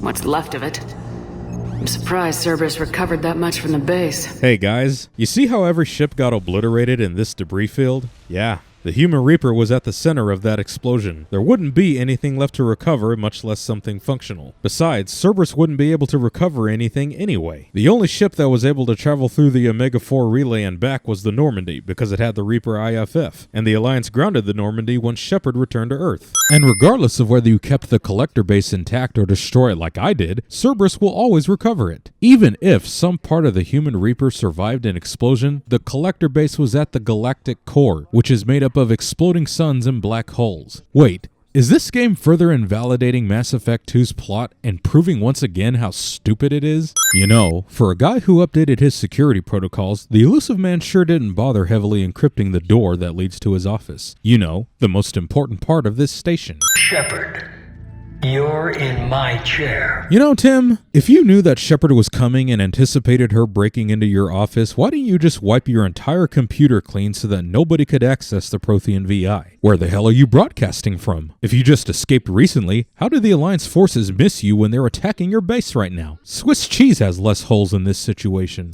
Cerberus is finished. On the contrary, we have achieved everything I ever imagined. What? Controlling mindless husks? Something you already did in Mass Effect 1? Everything, Shepard. Everything I've done has uplifted humanity. Not only above other species in our galaxy, but over the Reapers. So, capturing and processing countless humans and turning them into expendable soldiers has uplifted humanity above the Reapers?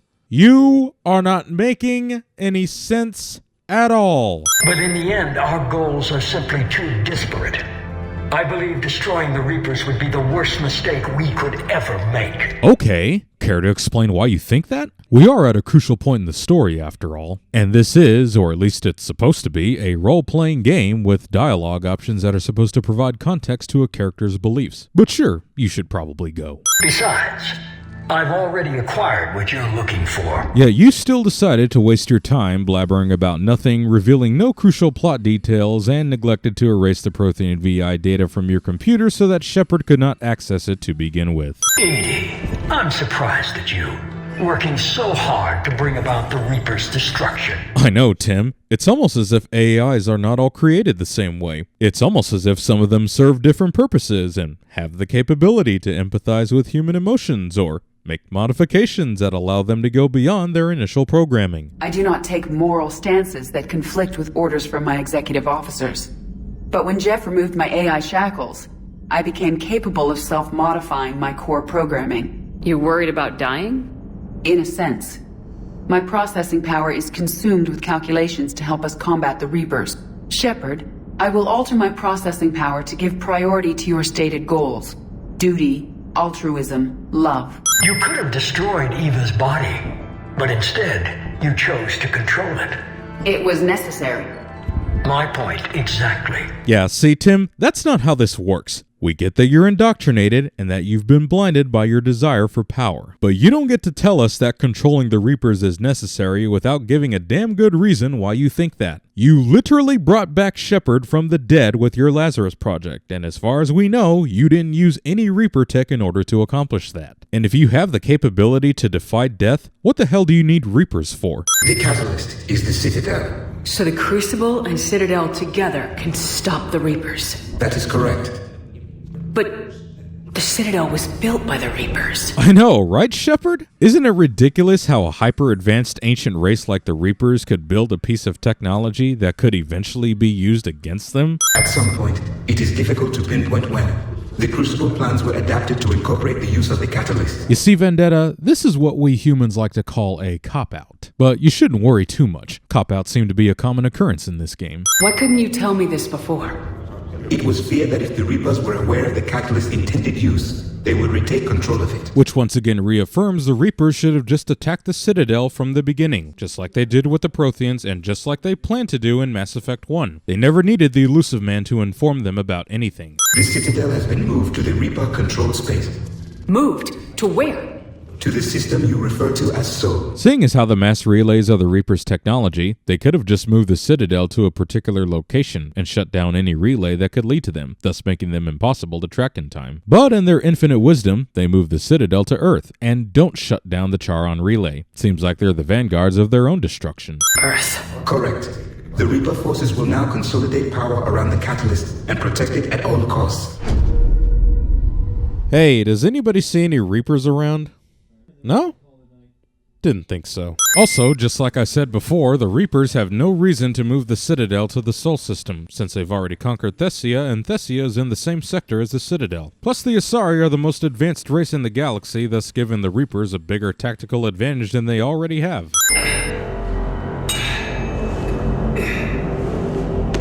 Shepard and Norse squad mates hear Kai Lang's heavy breathing and increasingly louder footsteps as he approaches from behind. And it's in a room that's quiet enough for them to hear him.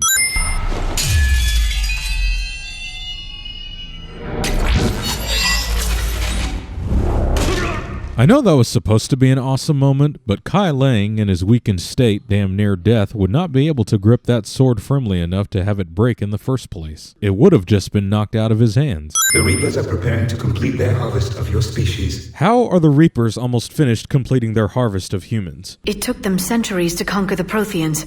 We're not quite so widespread, but it would still take at least 100 years. We've only been fighting for a few months, if that. Shepard decides to leave Vendetta, even though Vendetta is needed to interface with the Catalyst. Very well. If you have followed the plans for the Crucible, I will interface with your systems and assist with the Catalyst too. It's been an honor, Commander. Same here, Joker. I don't know how it's gonna end, but whatever happens. Yeah. Whatever happens, the Mass Effect legacy will be tarnished forever. The Reapers are in possession of the Citadel and shut down the entire relay network, save for the Charon relay, which is where the Citadel is currently located. Yet all the fleets scattered throughout the galaxy are still able to access their respective relays and travel through the Charon relay. I still don't see how we're getting to the Citadel from London. Okay, so we need to find a way into the Citadel. We don't know what this beam is, what it can do, and if it's a safe, reliable passage. Man, if only we had a conduit that could transport us to damn. Why didn't we think of that before? The Reapers use this beam to transport humans alive and dead to the Citadel. The Reapers have been indoctrinating and converting humans into husks since they invaded Earth. There is no need for them to suddenly switch priorities and transport humans to the Citadel for processing. The Reapers use this beam to transport humans alive and dead to the Citadel. From the FOB, Hammer will launch an all-out assault on the Citadel beam. Everyone who makes it that far will take the beam to the Citadel, then locate and activate the Citadel arm controls. Ladies and gentlemen, let us pause for a moment to truly appreciate the headache-inducing contrivances we are beholding. The Reapers have the Citadel. They've won. This game should be over. Yet everyone is intent on using this beam despite the fact that the Reapers could easily shut down the beam or use it as a trap and liquefy them anyway. Not to mention, the Reapers with all their technological prowess could easily prevent them from accessing the Citadel arms control. But the worst part is, the Reapers will never do any of this, even when they have a clear tactical advantage. Conventionally, we can't defeat the Reapers without the Crucible. You can't really make a statement like that when you still don't know exactly what the Crucible can do. Everybody who's played a strategy game is now intensifying their rage at how sloppy this battle sequence is. You know, since we're launching the largest military force in galactic history against the Reapers, and behind the Reapers is Earth. So we're essentially bombing Earth from all the firepower and debris, even though the entire stupid theme of this game is to take back Earth.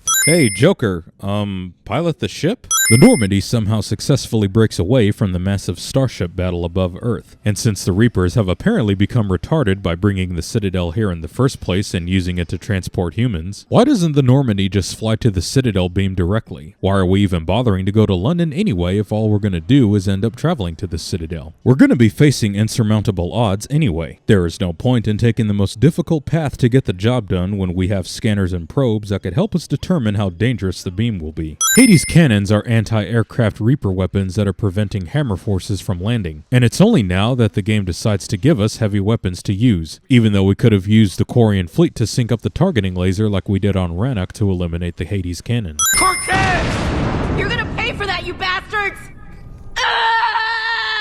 Well, somebody saw the script of the ending. New character that I'm supposed to care about introduced in the final act of the game. Nearly 200 years into the future, and Earth is still using primitive technology such as payphones. Is there someone else I can connect you to? Grunt. Certainly. I'll connect you now. Apparently, this guy knows the contact information of every squad mate Shepard has ever known and is aware they're available for communication. What's this? We got ourselves a little calm before the storm? Screw it. Put in a random turret sequence. Don't want our players to become too bored with their short attention spans. In this battle, the Reapers have no reason not to use their full capabilities to destroy us. Their forces are in entrenched positions. They have superior firepower and outnumber our forces. My question is, what makes you think we can reach the conduit at all? Edie, it's an old human trope called follow the plotted line, where no matter how stupid our plan is, we must follow through with it. Also, there's main characteritis where we have an impenetrable barrier of plot armor that will allow us to overcome even the most impossible tasks. How's it look? Barely 50% of Hammer has reported in. And this is where that damn multiplayer comes into effect. If BioWare really wanted to make multiplayer such a priority, the least they could do was reward people who bothered to play it by giving them an extra cutscene of Elcor, Drell, Hanar, and Volus forces fighting the Reapers on different planets to actually give the game that big-scale galactic war feel. And as far as I can tell, that's never been the case. The entire area is crawling with Reaper forces. But our biggest concern is the Destroyer, protecting the beam itself. Can we bring in air support to deal with it? Game? Dialogue interrupts would be great right about now. Shepard, tell these people how to kill a Destroyer-class Reaper. Use the targeting laser the Quarians gave you back on Rannoch with an entire fleet of ships synced up for a precision strike. Tell the Quarians to break off from the fight with the Reapers above Earth. We need to get our tanks to here, if we get close enough. We've got a shot at taking that thing out. Targeting laser... Quarian fleet. Shepard, for the love of everything that's holy, say something. Tanks alone will not work.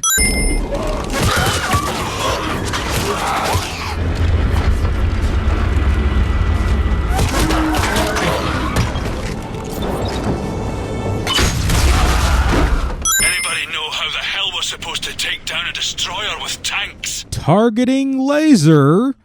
Quarian fleet.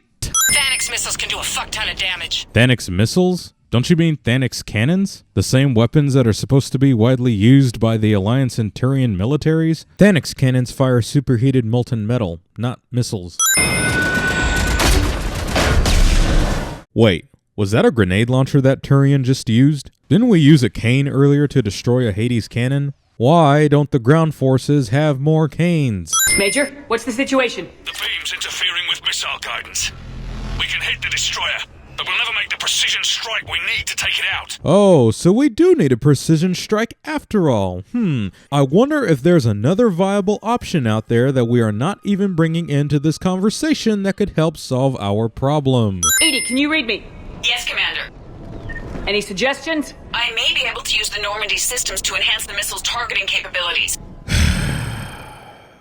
Ushaba king baba tum baba tai, baba dingaga rungungung hai. The Thanix missiles, or whatever the hell you want to call them, end up missing the destroyer because it's too close to the beam. Because apparently the beam gives the Reaper an added layer of shields as long as it's in close proximity, and the shields will be lowered if it's not? I don't know. The game is going to stop making sense soon anyway, so it's just getting a head start. Also, this is the second time in this game where we've had to oppose a Reaper that is preventing us from getting to our destination. So in the vaguest of terms, we are getting a repeated boss fight. Goddess, more are coming?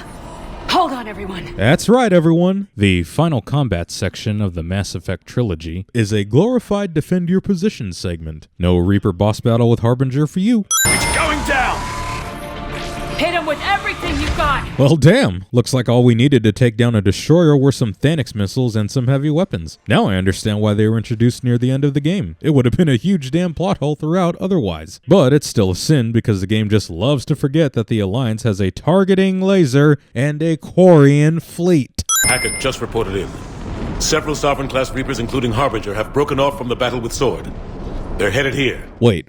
How does Hackett even know what Harbinger looks like? Only Shepard has seen Harbinger, and that was simply a hologram. And that's only if you played the Arrival DLC after finishing the main campaign. Even if Shepard told Hackett what Harbinger looks like, Hackett is still engaged in the largest galactic battle of all time above Earth. He wouldn't be able to spot Harbinger amidst all the chaos and destruction. We still don't even know what we'll find when we get to the Citadel. And that's our job. Find out what we're up against. Gee, I wonder if we should have done some recon with some probes beforehand so that we would already have that information. Wait, is that a propeller on the Crucible? You don't need a propeller on a spacecraft, because we're in space, which is a vacuum. Well, look at that. Not only is the beam turned off, but there's an opening in the Citadel large enough for ships to fly through. Yet nobody takes advantage of the Reapers being distracted by doing some recon and sending in an infiltration platoon to activate the Citadel arms control just in case Shepard and company fail. We knew this was going to be a gamble at best. Bad odds are better than no chance at all. You all are about to encounter the largest, oldest, and presumably most powerful Reaper in the entire Reaper fleet with nothing but Makos. The fact that you have any chance to begin with is preposterous. Harbinger, the Reaper that should have been the main antagonist, doesn't show up until the final 30 minutes of the game. Harbinger has no lines of dialogue. You can literally lollygag all the way down to the beam, and you won't die. You should try it out. It's actually kind of hilarious. We are Harbinger, but we are not assuming control of this sequence. Normandy, do you copy?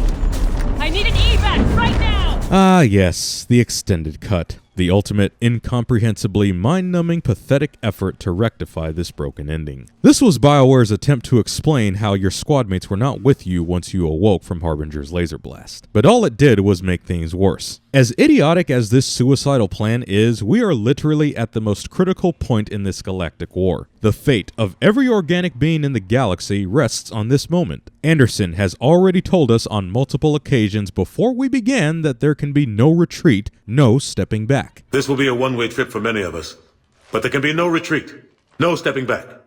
We move forward at all costs, understood? Harbinger has already annihilated everyone else who ran towards the beam. We have Reaper reinforcements on their way to stop us right now. Yet Shepard still has the gall to call the Normandy just so we can evacuate our squad mates. Imagine living in a world knowing that there are living, breathing human beings out there who still defend this bullshit. Normandy, do you copy? I need an evac right now! Hey, Shepard, did you forget about this little thing called Metagel? Hey, stay with me. This won't cure the plague, but it might help a bit.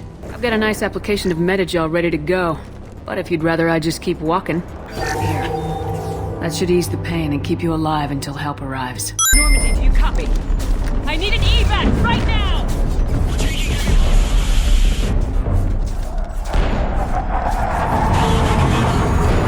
Ladies and gentlemen, what you just saw happened in real time. The Normandy broke off from the Battle of the Sword, somehow navigated through all the devastation that's been caused from ship debris, traveled all the way down to Earth, pinpointed Shepard's exact location, all in a matter of 5 seconds. Never mind how long it took the Normandy to locate a distress beacon and land on Earth, never mind how long it took the Normandy to leave Earth and head to Mars, both of which happened at the beginning of this very game. And never mind any sort of electromagnetic interference this beam might be emitting. Screw you fans, you got your damn goodbye scene, now shut the hell up. Who are these mooks shooting at? Harbinger? You know, if you're going to needlessly evacuate injured crew members, probably not the best idea to further draw the attention of the ancient Lovecraftian machine devil. Harbinger has eradicated everything and everyone in his path so far, yet he doesn't destroy the Normandy even when it's in plain sight. And he was generous enough to let Shepard evacuate the squad mates. Shepard survives that. Also, the audio for that beam was out of sync. But there can be no retreat. No stepping back. Harbinger decides to leave the beam. He doesn't make sure everyone is dead, nor does he stay to prevent another attempt to rush the beam again. Also, if Harbinger is leaving, what happened to those Reapers that were on their way to London? Oh, the plot forgot about them as well. Well, stupidity is multiplying at a rapid rate, so I shouldn't be surprised in the least. Apparently, getting blasted by a Reaper laser means you lose all but one weapon, a Carnifex hand cannon that you might not have equipped to begin with. Shepard's armor gets charred, but Shepard herself is not disintegrated. You know, like everything else that gets hit by a Reaper laser. Oh look! We managed to get the infinite ammo pistol that doesn't need to be reloaded. See this pulsating light? It doesn't correlate with the light of the beam. So where the hell is it coming from? This is it, folks. This is the final boss fight. The final boss fight is Marauder Shields. He did his best to prevent us from witnessing the pinnacle of disappointment in video games. May his sacrifice be remembered for all eternity. Beam me up, Shepard! Wait, is that the Normandy rejoining Sword Fleet? Sure as hell seems to be taking a lot longer than 5 seconds to get back into space. Hackett gets informed that someone made it to the Citadel, but since Major Coates and company retreated and regrouped, nobody would know that Shepard made it to the beam. Holy shit, she did it. This is the Admiral. We've got reports that someone made it to the Citadel. Well, there you go, ladies and gentlemen. Indoctrination theory disproven. This confirms that Shepard actually did beam up to the Citadel. Otherwise, Hackett would not announce it to the fleet. Mind you, this scene was added in the extended cut, so there's no reason for it to be here if it wasn't trying to reaffirm anything. After all that carnage and damn near death, Shepard still manages to survive this plop up through the beam. Shepard. Radio still works after Shepard's suit gets obliterated. I followed you up, but we didn't come out the same place. Oh. There is only one beam, one path, and one entry point in this part of the Citadel. What the hell do you mean you followed me up? You were nowhere to be found on the ground after Shepard awoke from Harbinger's blast. I know, I checked. Plus, if you did follow Shepard, then Hackett would have said they made it up to the beam, and not just she. I'm in a dark hallway. Reminds me of your description of the collector base. The collector base had a bunch of pods, platforms, and tubes that led directly to the king of Mount Feces. A little bit more than a dark hallway. If you're talking about the pile of bodies we found in Mass Effect 2, those were on the collector ship. Collector base, collector ship. Got it? You think they're making a Reaper in here? Sure. They round them up on Earth, and send the people up here to be processed. The Reapers send humans up here to be processed, but the humans are just left in a pile of bodies instead of being stored in vats like in the collector base. Plus, I find it extremely hilarious how the collectors had a very specific method of harvesting people, paralyzing them with the seeker swarms, storing them into pods, transporting them in the collector ship, and then placed inside vats in the collector base to be processed through tubes into that abomination. Yet their own masters just leave humans in piles or scattered across a hallway, as if they haven't had millions of years of experience harvesting organics. You would think they would have figured out their method by now. Also, they send people up here to be processed into a Reaper. So the Citadel has the infrastructure to create a Reaper? Who's going to facilitate it? The Keepers? They're not even programmed to obey the Reapers anymore. The Keepers are controlled by the Citadel. Before each invasion, a signal is sent through the station compelling the Keepers to activate the Citadel relay. After decades of feverish study, the scientists discovered a way to alter this signal. Using the conduit, they gained access to the Citadel and made the modifications. This time, when Sovereign sent the signal to the Citadel, the Keepers ignored it. The Reapers are trapped in dark space. I see something up ahead. Might be a way to cross over. Don't get too far ahead of me. Anderson follows Shepard up through the beam, but somehow gets ahead of her, even though we never saw him pass by. Anderson appears near this console when you arrive, yet if you back up to the other side of this pathway, he disappears from the console. Where the hell did the Elusive Man come from? I warned you. Control is the means to survival. Control of the Reapers, and of you, if necessary. There is nothing you've said in previous conversations that implied control of the Reapers means survival. It has strictly been about human dominance. Plus, you're clearly indoctrinated, so anything you say at this point is just a bunch of gibberish anyway. Plus, if you're certain the Crucible would let you control the Reapers, then you would have done it by now. Why even wait for Shepard to arrive? 'Cause you need Shepard to believe? Anybody this blindly obsessed with power would not be trying to convince others. They're controlling you. I don't think so, Admiral. Guy literally has an operation to implant Reaper tech inside him, is still convinced the Reapers are not controlling him. It's like Saren all over again, except more ludicrous. Elusive Man, ladies and gentlemen, goes from being one of the most brilliant, calculating, Machiavellian, morally gray characters in video game history to being another generic, power-obsessed, nonsensical animal. But look at what humanity has achieved. Since that discovery, we've advanced more than the past 10,000 years combined. And the Reapers will do the same for us again, 1,000-fold. Except for the parts about harvesting and galactic genocide in the process, but who's keeping track of details, right? I've dedicated my life to understanding the Reapers, and I know with certainty the Crucible will allow me to control them. My goal is to save humanity from the Reapers at any cost. I've never hidden that from you. Imagine how many lives could be saved if we keep this base intact and use its knowledge to thwart the Reapers. Plus, the Prothean archives that you really shouldn't have anyway only gave blueprints on how to build the Crucible. They never showed you its true function. Look at the power they wield. Look at what they can do. Okay, so at some point when the Elusive Man implanted himself with Reaper tech, they gave him biotic powers, in which biotic powers only allow the user to control gravity via mass effect fields, not the motor functions of an organic being. Whatever, stupid game. Just make up new rules as you go along. Anderson gets shot at near point-blank range and still remains standing. Don't listen to him. And who will you listen to, Shepard? An old soldier stuck in his ways, only able to see the world down the barrel of a gun? Well, I'm certainly not going to listen to the guy who was so clearly indoctrinated, has opposed me at every chance he got, and is preventing me from accomplishing my ultimate goal. And what if he's wrong? What if controlling the Reapers is the answer? See, that's the thing. If you control them, then they still exist, which means there will always be the possibility that they betray you and go about their own way. And judging by the Reaper's history, that's exactly what will happen. The two of you so self-righteous. Do you think power like this comes easy? Well, considering how the game can end, yeah. Power can come to you pretty easily, especially when you have the ability to disintegrate the plot down to its very atoms. They're too strong. You're stronger.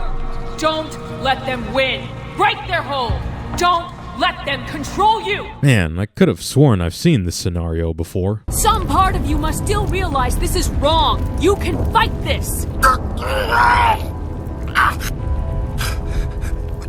The implants. Sovereign is too strong. Elusive Man dies just like Saren, effectively making this conversation repetitive and pointless. It would have been much better if we could convince him to finally break the indoctrination and help us destroy the Reapers. But Tim dies no matter the outcome. Not the best way to put an end to one of the more intriguing characters of this series. The Elusive Man shoots himself in the head, yet there's no blood on the floor. Even Saren had blood when he shot himself in Mass Effect 1. So, despite their technological prowess, the Reapers did not implement a failsafe for the Citadel arms control that prevents any organic being from accessing it. Besides, this isn't supposed to be the actual Citadel arms control anyway. The real one was in the council chambers inside the Citadel tower, which clearly does not look like where we are at. Also, look at that. Seems like Vendetta wasn't needed to interface with the Catalyst after all. Makes one wonder why he was even included in the plot to begin with. This platform behind Shepard and Anderson appears after not existing the entire previous scene. It's quite a view. Yeah, about that. Nice JPEG of Earth and all, but what exactly are you viewing from if not a massive glass window or a giant Mass Effect field? Wait, Shepard didn't get shot there. Anderson did.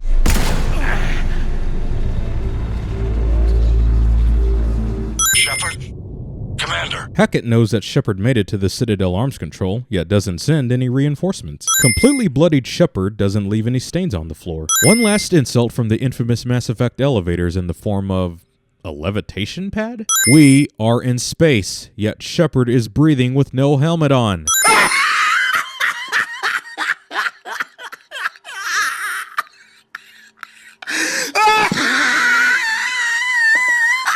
Who are you?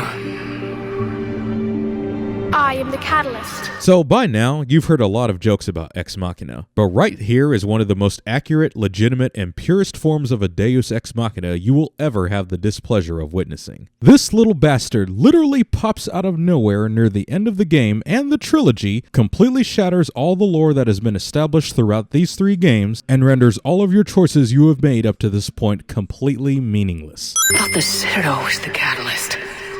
No, the Citadel is part of me. And just like that, the entire Mass Effect universe has been obliterated. The lore, our understanding of how this universe operates, the overarching plot, the Reapers themselves, and the meaning behind the previous 2 games. The first of which is the only entry out of this trilogy that makes any damn sense. This little gremlin was on the Citadel this entire time. The Citadel is a part of him. The Citadel is his home, and he embodies the collective intelligence of all Reapers, as he later proclaims. Yet he never communicated with and helped Sovereign open up the Citadel relay to begin the Reaper invasion back in Mass Effect 1. And he allowed the remaining Prothean scientists to reprogram the Keeper so that they ignored Sovereign's signal in this cycle. Plus, when all that failed, he never decided to activate the Citadel himself, since it's his home. And thus there was never a need for the Collectors to abduct human colonies to create a human Reaper. You see, ladies and gentlemen, this twat effectively made Mass Effect 1 and 2 completely pointless. When you are concluding a trilogy with an overarching plot and character progression, you do not suddenly introduce new characters who turn out to be the masterminds behind your main antagonists with no proper build-up. You're supposed to be tying up loose ends, not creating all new ones. Where am I? The Citadel.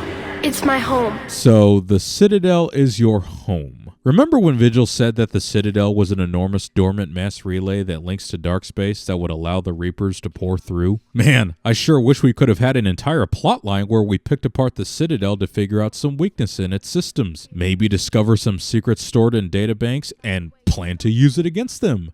In Mass Effect 2. You know, that whole proper build-up where you expand upon the events that you uncovered in the previous entry? Pfft, that type of storytelling does not compute with BioWare. I need to stop the Reapers.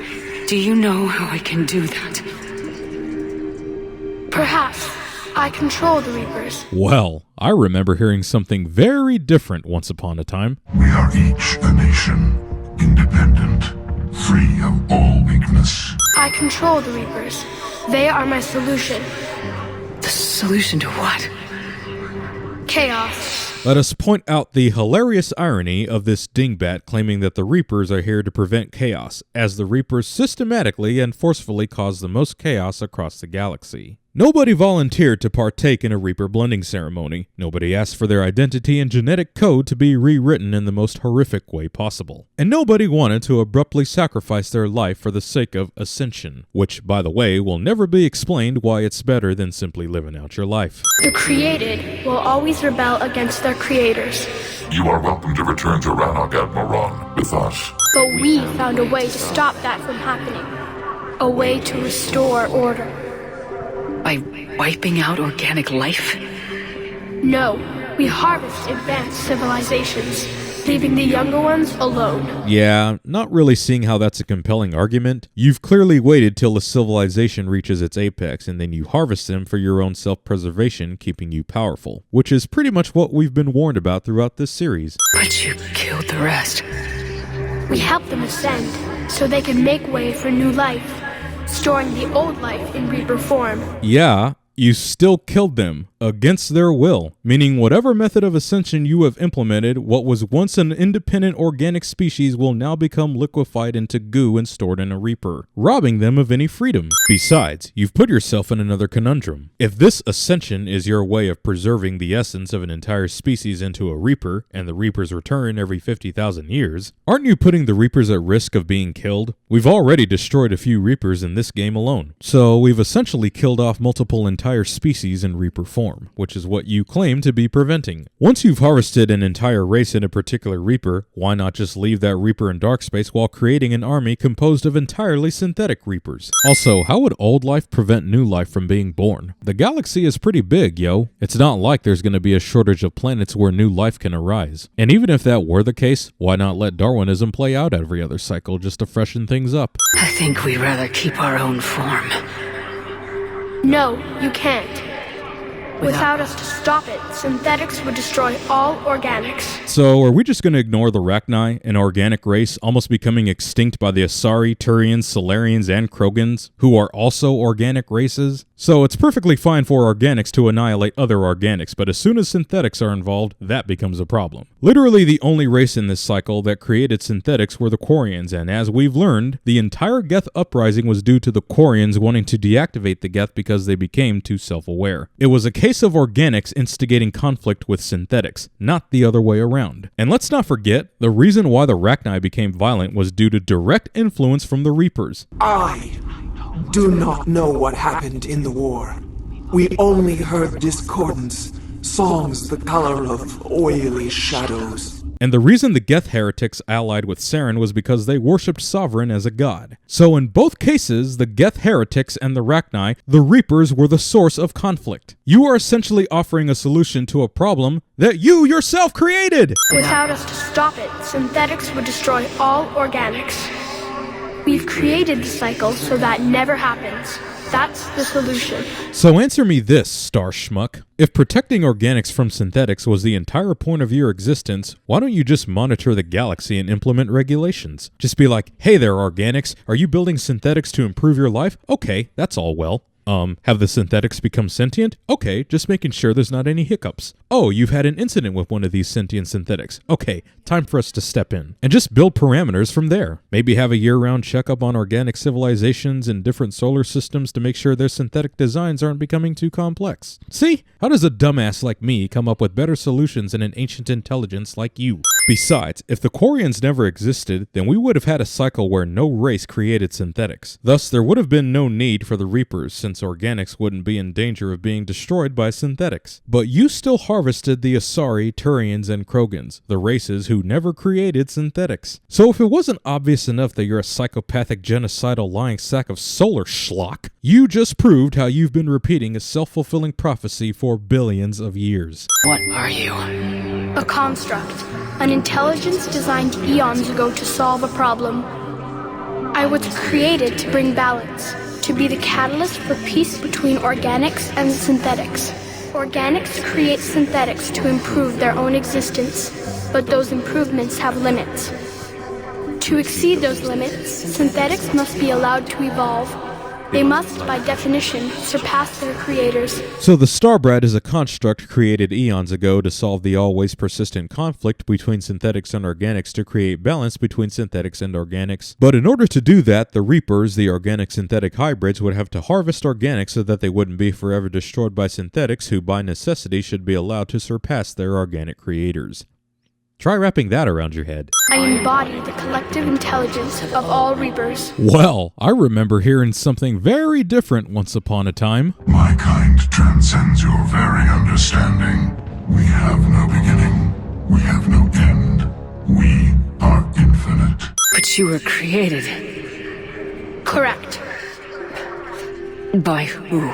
By ones who recognized that conflict would always arise between synthetics and organics. Welcome to this little concept called life. Organisms are always in conflict. Species live, species die. Some of them evolve and then produce greater numbers to ensure their survival. They hunt and kill to continue living. Some fight each other for superiority. And I know this is going to be difficult for your pea brain to understand, but a lot of species end up going extinct, regardless of whether they created synthetics or not. Point is, conflict is not a problem. It's natural. So basically, your entire purpose is pointless. I was first created to oversee the relations between synthetic and organic life, to establish a connection. But our efforts always ended in conflict. You see, there's this thing called dispute. It's an exchange between two parties that requires logic and reasoning. Two things we are clearly finding out you do not possess. Where did the Reapers come from? Did you create them? My creators gave them form. I gave them function. They, in turn, give me purpose. And boy, did you ever fail at that purpose. You were designed specifically to solve the conflict between synthetics and organics billions of years ago, and yet your efforts always ended in chaos. It's almost as if you are incapable of learning, adapting to new concepts, evolving so that you can find a better solution to this problem. If one is unable to accomplish such tasks, what purpose does one really serve? The Reapers are a synthetic representation of my creators. The Reapers are composed of both synthetic and organic material. Therefore, they cannot be entirely synthetic representations of your creators. Organics create synthetics to improve their own existence, but those improvements have limits. To exceed those limits, synthetics must be allowed to evolve. They must, by definition, surpass their creators. The result is conflict, destruction, chaos.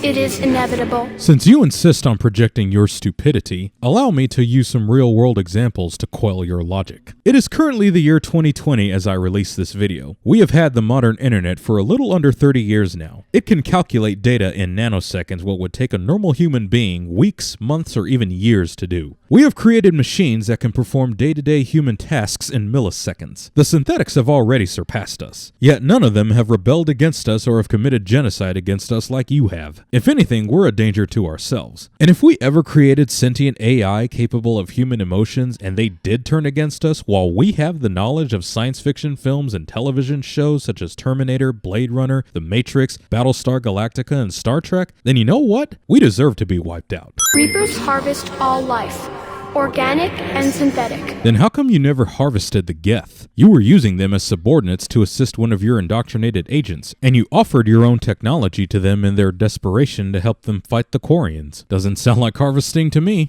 We're at war with the Reapers right now. You may be in conflict with the Reapers, but they are not interested in war. Oh, so that's what the giant laser death beams are. Peace treaties and not an act of war. And I assume those ground forces are the dark space diplomats here to encourage us to confine ourselves to eternal purgatory. When fire burns, is it at war? Is it in conflict?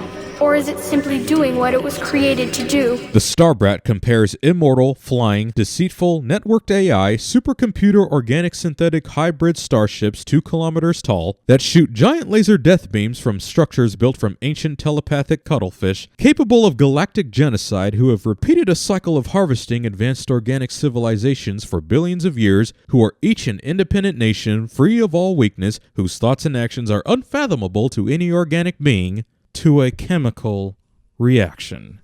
How, in the bloodiest of all hells, do you still have a job? We harvest your bodies, your knowledge, your creations. We preserve it, to be reborn in the form of a new Reaper. Your identity, culture, language, religions, morals, values, inventions, politics, government, free will, life, liberty, and pursuit of happiness all belong to us now. And as an added bonus, we will level your homeworlds and leave you to starve if we manage to make you one of our indoctrinated slaves. But we do it all for the sake of preserving you. I mean, it's not like we would lie or anything. Like a cleansing fire, we restore balance. There was never a need to restore balance because there was never an imbalance to begin with. The Quarians were the only ones to create synthetics. That's the only conflict you should have been focused on. The Asari, Turian, Solarians, Krogans, Volus, Drell, Hanar, Elcor, none of these species ever created synthetics. Yet you harvested them anyway because you just assumed based on your 50,000-year time span logic that they would. It is you who is the imbalance. I met your creators. They told me what you did to them. We did as we were expected. They said you betrayed them, that you turned them into Harbinger.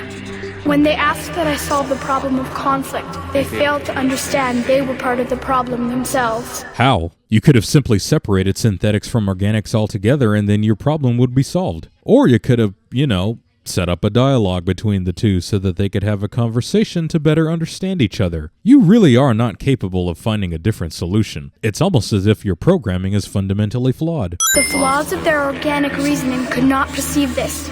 They lacked the foresight to understand their destruction was part of the very solution they required. Hey guys, the country is in a national debt, so I'm going to collapse the economy entirely so that we no longer have to worry about raising the national debt. See how dumb your logic is? Well, they've joined this war now, and I welcome their involvement. I am only facilitating their request. Oh, really? The beings you betrayed to facilitate your own selfish creations, and you're just honoring their request? Then how come you want to kill them and they want to kill you? They've already destroyed one of you with ease, and you welcome their involvement? The device you refer to as the Crucible is little more than a power source. The Crucible is also a construct capable of wiping you from existence when your whole purpose is preservation of life, which is why it's baffling why you allowed it to be built. However, in combination with the Citadel and the relays, it is capable of releasing tremendous amounts of energy throughout the galaxy.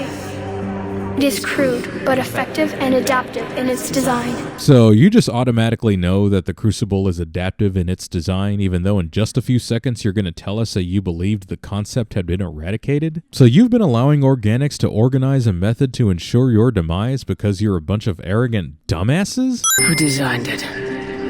You would not know them, and there is not enough time to explain. Oh, I'm sorry, Princess. Do you have somewhere else you need to be? After you arrive as a Deus Ex Machina to clarify another Deus Ex Machina at the most crucial part of the Mass Effect narrative, and you don't have enough time to explain? We first noted the concept for this device several cycles ago. With each passing cycle, the design has no doubt evolved. Why didn't you stop it? We believe the concept had been eradicated. You heard that right, ladies and gentlemen. Billions-year-old constructs that have harvested the collective intelligence of entire species possessing seemingly unlimited amounts of data make the assumption that the Crucible plans have been eradicated. Joker, my man, how do you feel about this?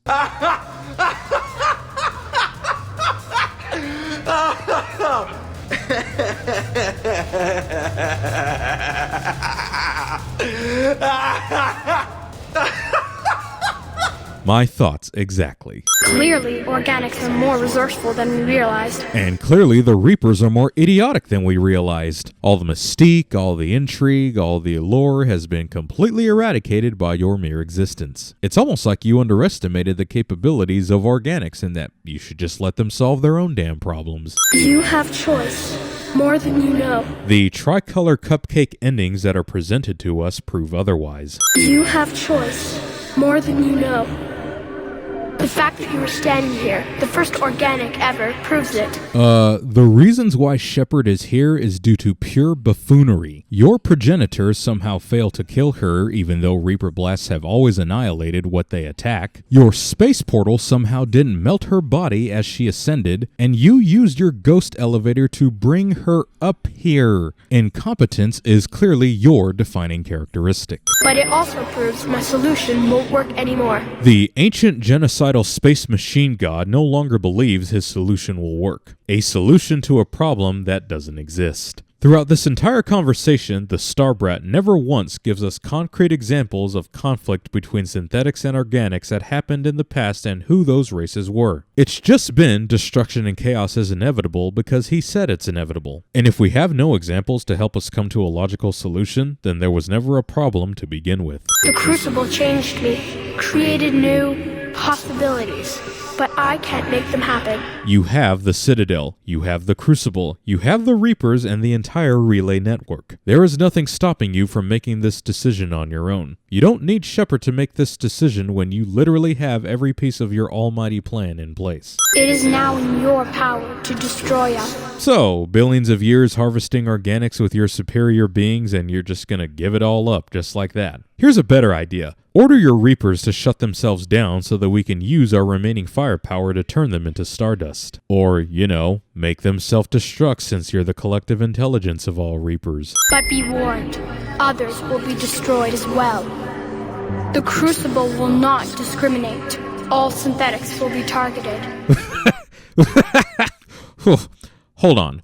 Back the hell up. So you Reapers built the Citadel, built the mass relays, have an identified friend-foe system installed within each of you, possess an entire Reaper code that you can give to synthetics, and have the ability to worm your way into the minds of organics and alter their brainwaves so that they obey you. But you can't reprogram the Crucible to target only yourselves? However, in your green synthesis ending, you have the capability to alter the genetic material of every organic and synthetic across the galaxy? Hello there, Game of Thrones fans. The Lost Pub is right down the street. Sorry, but we've already occupied the club for worst ending in the history of entertainment. But the Reapers will be destroyed?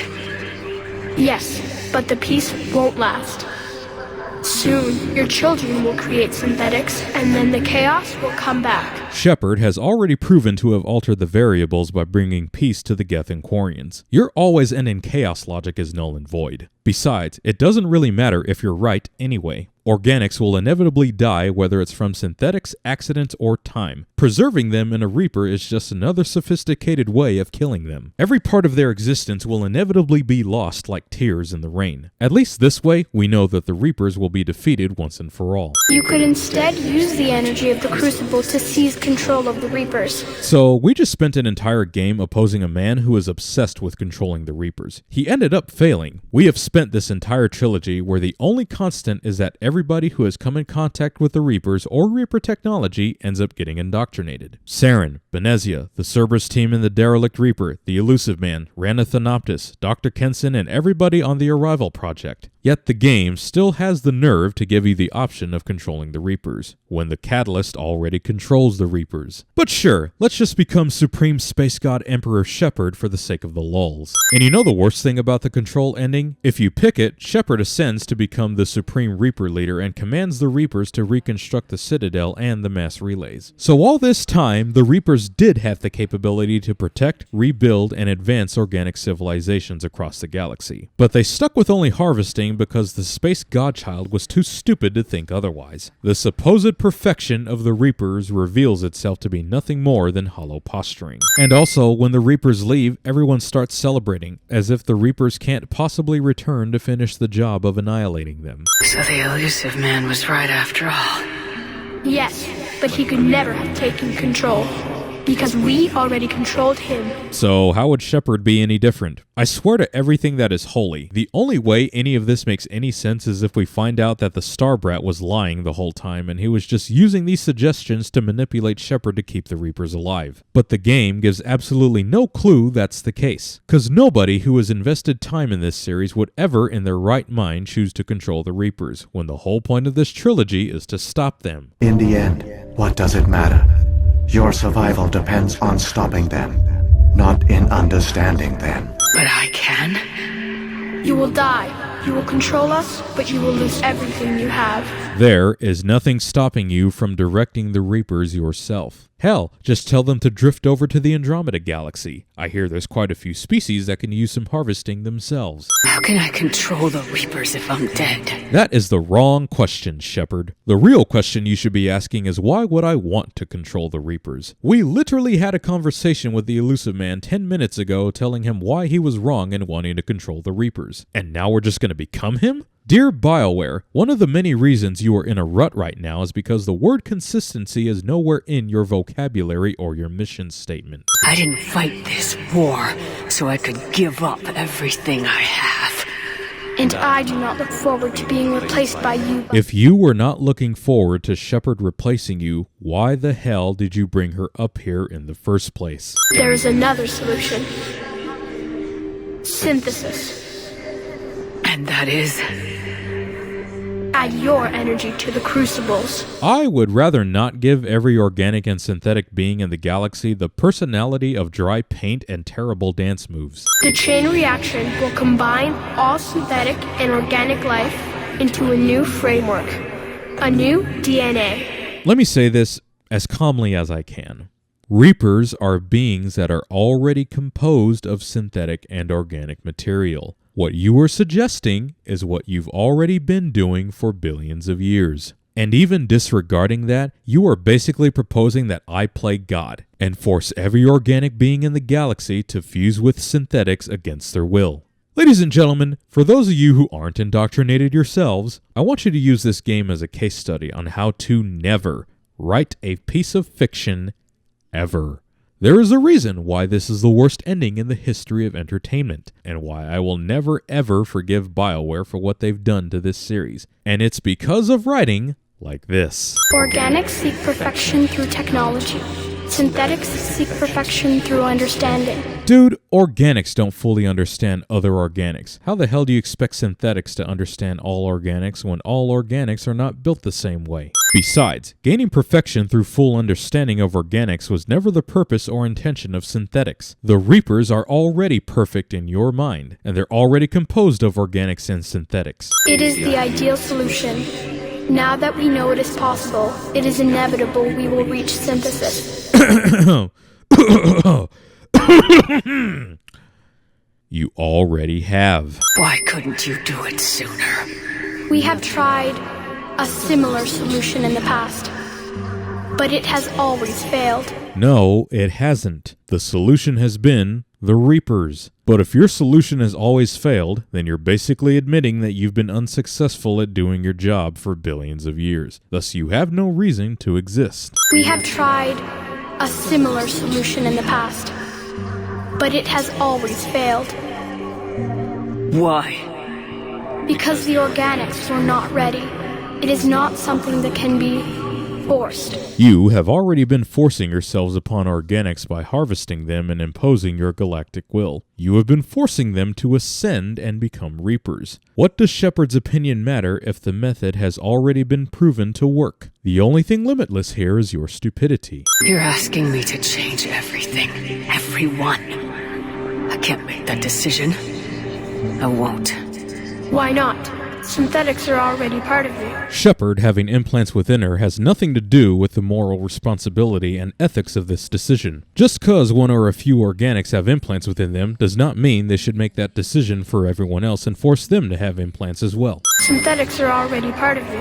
Can you imagine your life without them? Yes, I can. It's called Mass Effect 1, and it actually had some cohesion, proper world building, a clear antagonist, and an excellent story. All of which this game decided to toss out the airlock. Besides, haven't you heard of these things called cyborgs? You know, organics who have synthetics fused into their anatomy? Why are you acting like this concept hasn't been theorized already? Also, if you believe it is inevitable that we reach synthesis and you've been harvesting organic life every cycle so that they wouldn't be forever destroyed by synthetics, then you've basically been preventing the ideal solution to your own problem for billions of years. Your time is at an end. You must decide. Ladies and gentlemen, if you have managed to watch this entire video up until now, hopefully you have come to realize what a legendarily awful piece of trash this game truly is. If not, let me put this in perspective for you. This dialogue wheel has been at the core of Mass Effect since the beginning. By using it, we have stopped entire wars. We have prevented genocide of entire species. We have solved centuries-old conflicts, and we have convinced indoctrinated individuals to commit suicide. And yet, at the most important part of this entire trilogy, we do not have any Paragon or any Renegade options to tell this idiot that he is wrong, that his solution is wrong, that he is fundamentally flawed, that he is insane, contradictory, and illogical, that the Reapers are an abomination, that he has become the very problem he was created to solve, that he should just permanently deactivate the Reapers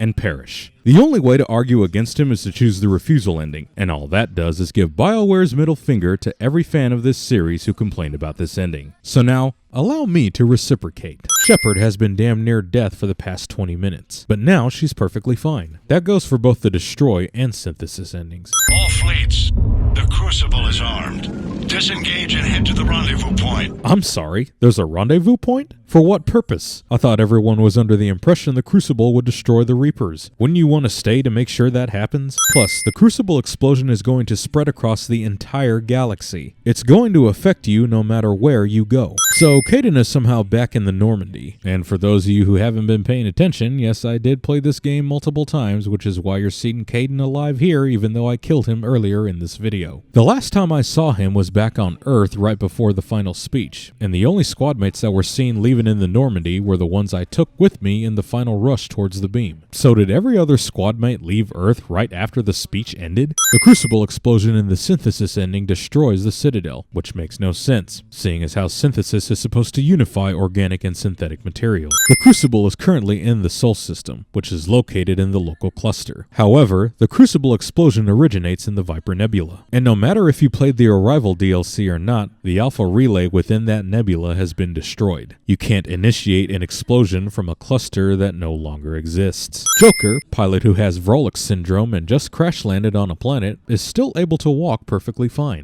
That's right, everyone. 5 years, 3 games, and who knows how many hours between playthroughs, and this is how we end the Mass Effect trilogy. Goddamn slideshows.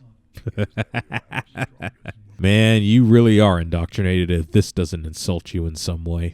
Oh, you still think that this is an indoctrination? Why are they having a memorial for us then, if everything we did in the past half hour was all an illusion? Oh, I see they brought back their Mass Effect 2 shenanigans where they magically repair a ship that crash landed with no resources. What's that? You thought you were gonna get some closure?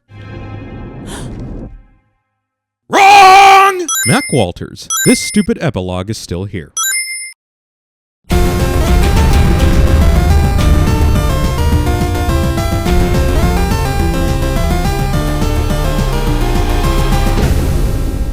Where is the airlock so I may throw you out of